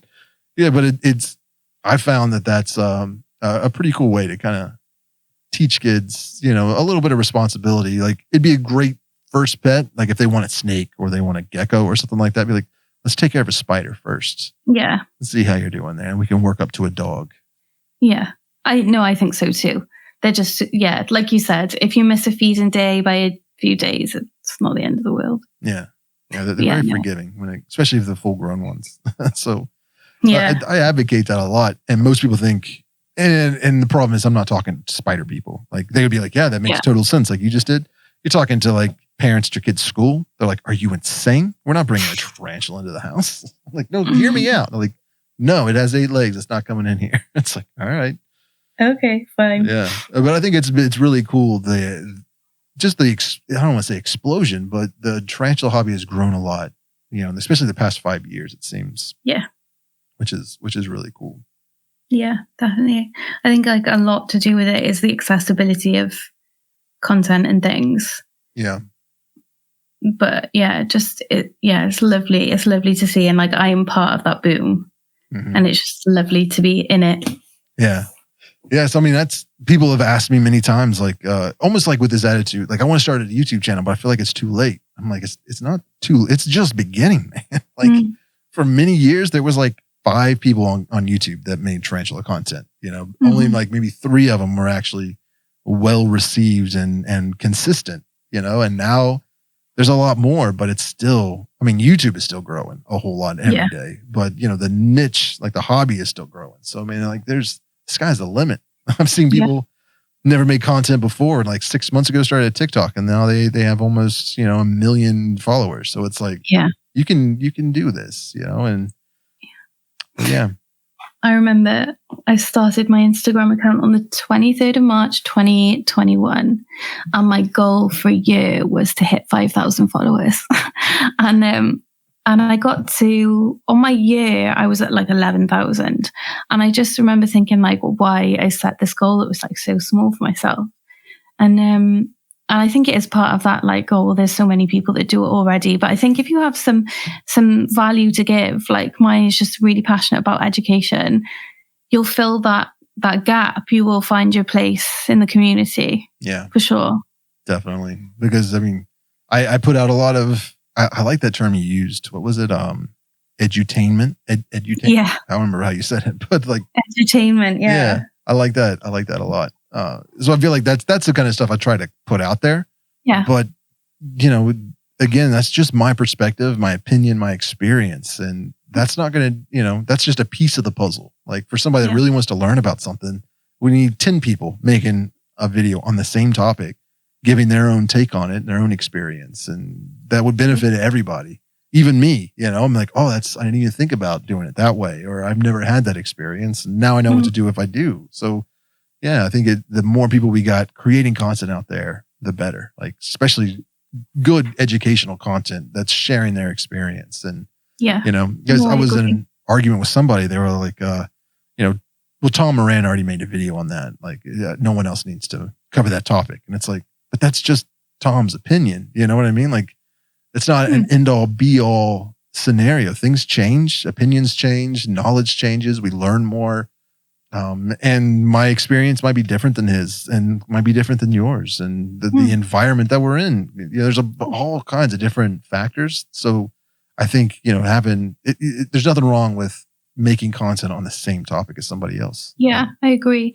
And like, you know, everyone has a creator who they feel like they vibe with the most. And I think that's just as important. Me and you could both make something on a curly hair and we're going to get 2 different people that like it just as much. And I think an important thing in inverts to remember is that there is multiple ways of doing the right thing. People don't seem to realize that there is only one way to keep this spider and it will die if you don't do this. So yeah, it's definitely good to get sort of like all rounder. It definitely becomes very cultish, almost religious, like this is like the way you do it. gatekeepy. You got to keep them in sterilite boxes. Any other enclosure is ridiculous and causes more harm than good, or the vice versa. It's got to be in a completely naturalistic bioactive enclosure, and people that keep them in a sterilite container with just cocoa and a hide and a water dish are horrible people that are neglecting their tarantulas. It's like, no, they're both perfectly acceptable ways to keep a tarantula. Yeah. It's I don't know.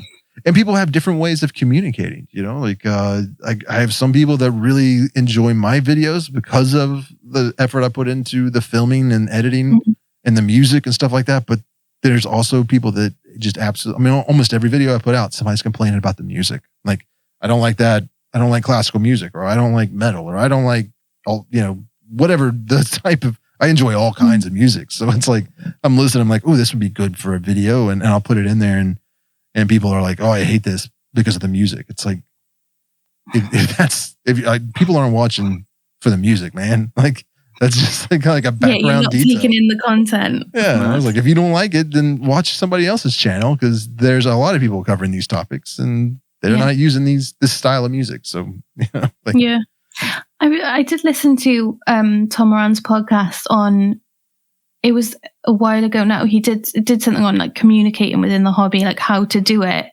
because people get so angry about the dumbest things, and like you said, like getting angry about music, so stupid and stuff. But when you want to genuinely communicate, like care with someone, so say if you see someone keeping like a P muticus on a tiny piece of substrate, it's like how to communicate that with love. And I think like everyone needs to just have a bit of that in them, like to remember that they weren't born with all this information. No one is. Right. Like we all just need to help each other. I agree. I think the UK scene is quite helpful in that way. I tend to stay off Facebook because it's just a horrible place to be. It gets more toxic by the day. Oh, it is. It's horrible. But yeah, generally on Instagram and stuff, people are generally quite helpful. Yeah. I think that was the example I was, I think it was when I launched the podcast, there were some people that were like, Tom already does a podcast. Like, you don't need to do that. We don't need another tarantula podcast. It's like, yeah, because he only puts out one a week, and some people listen to podcasts every single day. So it's like, not only do I think there's space for me to come out with a podcast, I think there's space for like 20 more people to make podcasts about arachnids. But also, like, I, as a human being, have the capacity to like more than one person. Exactly. Yeah. And Tom and I agree on the majority of things, but there are a few aspects that we disagree on, and so we have different opinions and different ways of going about things. And it's like, it's just our personal preference. Neither one of us are really right or wrong. It's just how we see the world, or how we see the care or the information, or how to relate to people or communicate or whatever. And so it's like, there's plenty of room for all different types of tastes and opinions, like you don't it's not a one and done situation. I mean, one thing that did bum me out about the UK scene is that it is mainly men. So I was on Instagram, and then another creator came along, Bethany's Spiders, and she's a really nice girl, and she does more YouTube, whereas I do more, like, I focus more on Instagram. We do both, but she's more YouTube. And when she first came to Instagram, I had people like in my DMs like, oh, your competition, this and that and the other. And whereas I was just really happy to have another girl in the scene. I was like, yay. And it's just, it's mad how people will just pitch you against other people when you're not even, she's not in competition with me. I'm not in competition with her. I want to see her do well. It's mad. It's insane. The same on YouTube. People, you see, it's almost like, if I subscribe to this channel, I can't subscribe to that channel. It's like, no, it's free to subscribe to as many channels as you want. And we're not competitors. Like, the only person I'm competing against is myself. Like, I want the next video to be better than the last video, and you get caught in that. And I think that's just people's mentality. They see like brands. So they're like, well, Tarantula Collective and Tarantula Cat are like Coke and Pepsi, like they're fighting over a market share or a customer base. And it's like, no, people watch multiple videos from multiple creators. And the more people we have, a rising tide lifts all ships type of situation. And the more people are out there making content, the more people are going to see content, the more people we're going to bring into the hobby and into, just having an interest in this stuff. So I think it's interesting you talk, because my perspective is in the UK, you all have a lot more women making content than we do in the US, I think that's true. So my perspective is always like UK has got a lot more females in the hobby. And it's like, well, I think so it's interesting to be like, oh, it's dominated by men. I think what I meant by that was more like, I don't want to say bigger accounts because that makes me sound like a bit of an arsehole. I just mean like more visible accounts. There are definitely loads and loads of women, but I think probably in the UK, the two biggest women are me and Bethany. And then so people automatically assume that we're in competition and we're not. I just want to see her do well.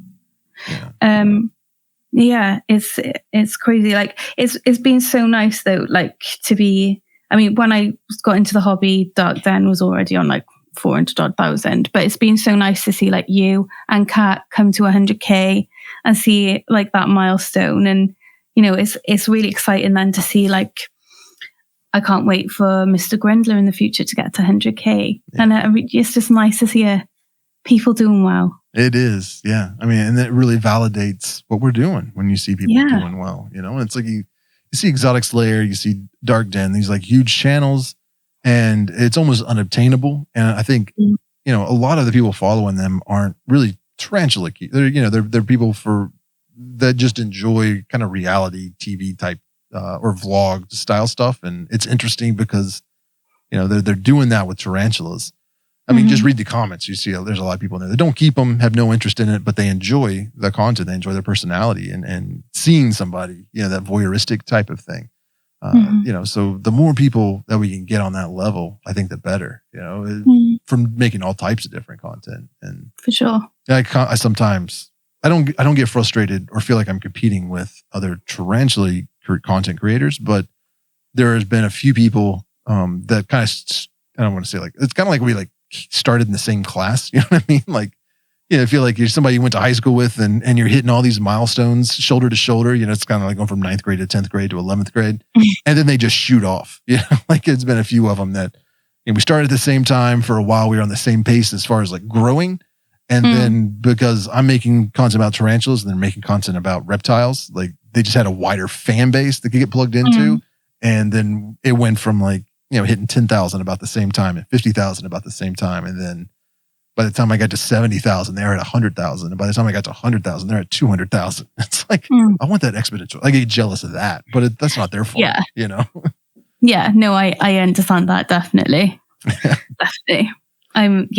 It was kind of like that when I hit 10K on Instagram. It's a small number, but it meant a lot to me. Definitely. I mean, it seemed like in the scope of what other accounts can have with millions of followers on Instagram, it is small. But when I look at it realistic, like anytime I start feeling, oh man, like, because I fall in this, like I only have 100,000 subscribers. Like that's nothing. There's Brian Barczyk has 3.5 million, like when is that ever going to happen? But then I like take a step back and I'm like, well, how many people live in my town? Like, I don't know everybody that lives in this town. There's only 20,000 people here. I have 5 times as many followers on YouTube than I do live in my freaking town, and that kind of like puts it in perspective a little bit. Yeah. And 100,000 people, 100,000 times have chosen to hit subscribe on your channel. I think that is awesome. Like that's exciting. Yeah. Yeah. And it's the same, it's easy to follow someone, but if you get bored by their content, you'll just unfollow. And same with YouTube. So 100,000 people are around to watch what you're putting out. It's just cool. But I mean, even like, like 45, 50,000 on Instagram or, only like, I don't even remember 20,000 maybe on TikTok, if even that, and maybe a lot less. I don't even remember. I haven't looked at it in a while, but even those numbers, it's like not where I would want it to be, but it's like so much large. Like my sister also has a TikTok and she has like 15 followers, so it's like compared to her, I'm doing great, but yes, passionate. Compared to Anne's Canada, I am terrible. She's like 1 million, so it doesn't do any good, I guess. He's just getting his aunts to follow him. That's what it is. I just think comparing social media numbers is it doesn't do any good. Like You're never going to be happy. When I had 10,000, I was like, as soon as I'll be happy when I have 25,000. But by the time I got to 20,000, I was like, well, I'll be happy at 50,000. Well, I'll be happy when I hit 100,000. Now it's like, I'll be happy when I hit 1 million. It's like, I'm never going to be happy if I base it off. It's so weird. Like, I was just thinking about that the other day. Like, I remember thinking like, oh my God, I'm going to hit, I got to 9,998 or something. And I was literally refreshing my Instagram. I was so excited. And I hit 10K and I was like, nice. And then 2 weeks later, I was like, now I want 20. Yeah. I mean, it's like, the void's never going to get filled if that's what you base your success off of, is the number. And I mean, I got the plaque from YouTube. So it's like, all right, now I feel like a legitimate YouTuber. And I don't think there's another one. Maybe there's 500,000, but I think it's 1 million. I don't remember. But at any rate, it's like, it's going to be a long time. So I need to just be happy with where I'm at. And I found that it's not the subscriber count or the follower count that makes me feel validated or fulfilled. It's the emails that I get from people that are positive. It's like people that are saying like, I was scared of tarantulas. I got my first one because of watching you. And now this good thing has happened in my life or something. It's like, well, that's why. Like that's what the feedback that I want. That's what makes me feel like I'm inspired to continue doing it. Yeah, I definitely agree. I love those like DMs, like people getting their first tarantulas. Like when that kid came up to me at the show and was like, I watch all your stuff, I want to keep animals. I was just like, this is great. So nice. Yeah, it's the engagement you get from it, isn't it? Yeah. And I think because I struggle in real life having, I don't want to say meaningful relationships, but like having that's a good one, a casual relationship with people. I have a hard time maintaining those types of, but the older I get, the worse it gets. It's like, but even in high school, I had a small group of friends and was kind of nervous around people, and making videos or doing podcasts like this is, I can control it. Like I can just hit this button and I mute myself so you don't.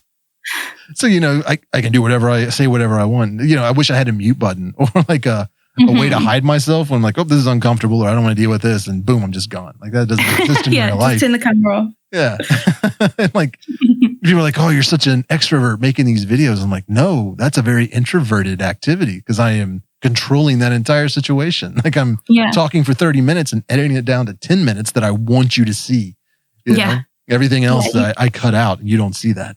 Yeah, honestly, you don't see this 10 times. I'm like, I have to start the sentence again. I'm like, Yeah.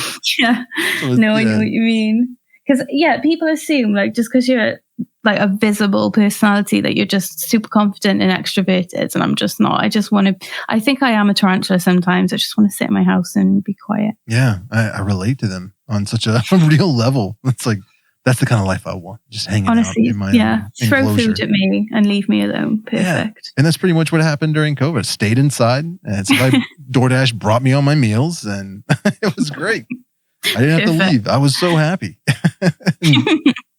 I got to go back and go to reptile expos and stuff like that. See people. But I mean, I'm not like not a complete recluse. My wife says, you always oversell that. And it's like, I mean, I can talk to people and I'm a normal person. I just prefer being down here in the basement and talking to people like you, like this, If we were face to face in a room, I would probably be extremely awkward and stuttering a lot and saying stupid things. Getting my mind. Same. I would just be like, oh my God, if there's a moment's silence, I will die. I feel like I'm quite similar in that way. I don't hate people. I just prefer my own company. Yeah, I think that's how. I mean, a lot of people that keep tarantulas, I think that's how they are. I think most people listening to this are like, I can totally relate to that.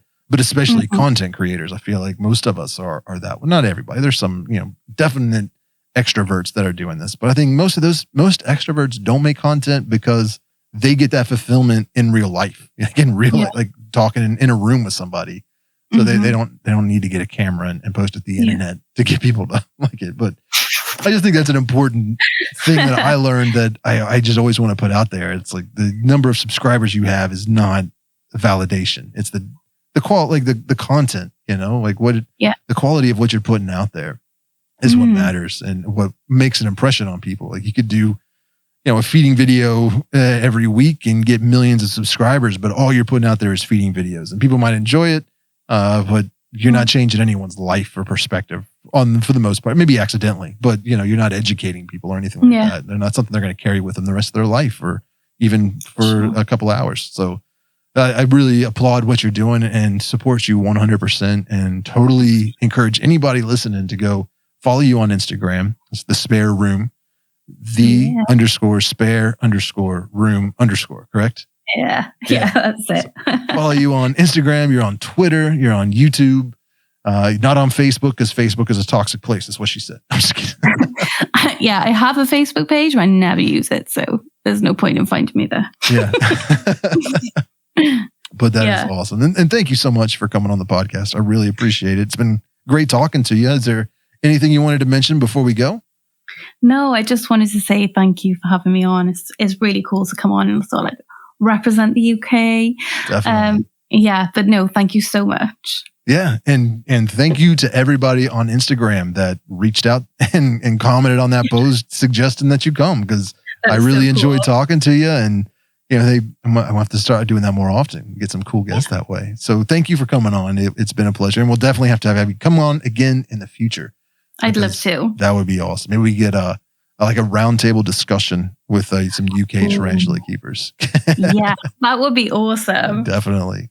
Yeah, get you and Bethany Spiders and Mr. Grindlers and maybe Dave's Little Beasties or something. That'll be fun. Yeah, that'd be awesome. Yeah.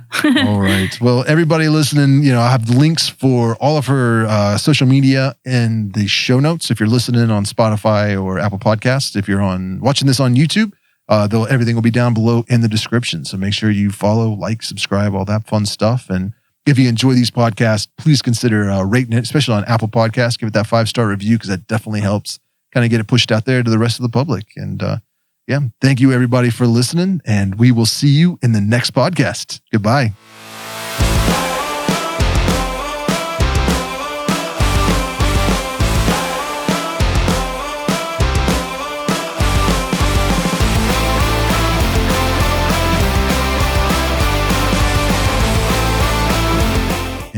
We are out.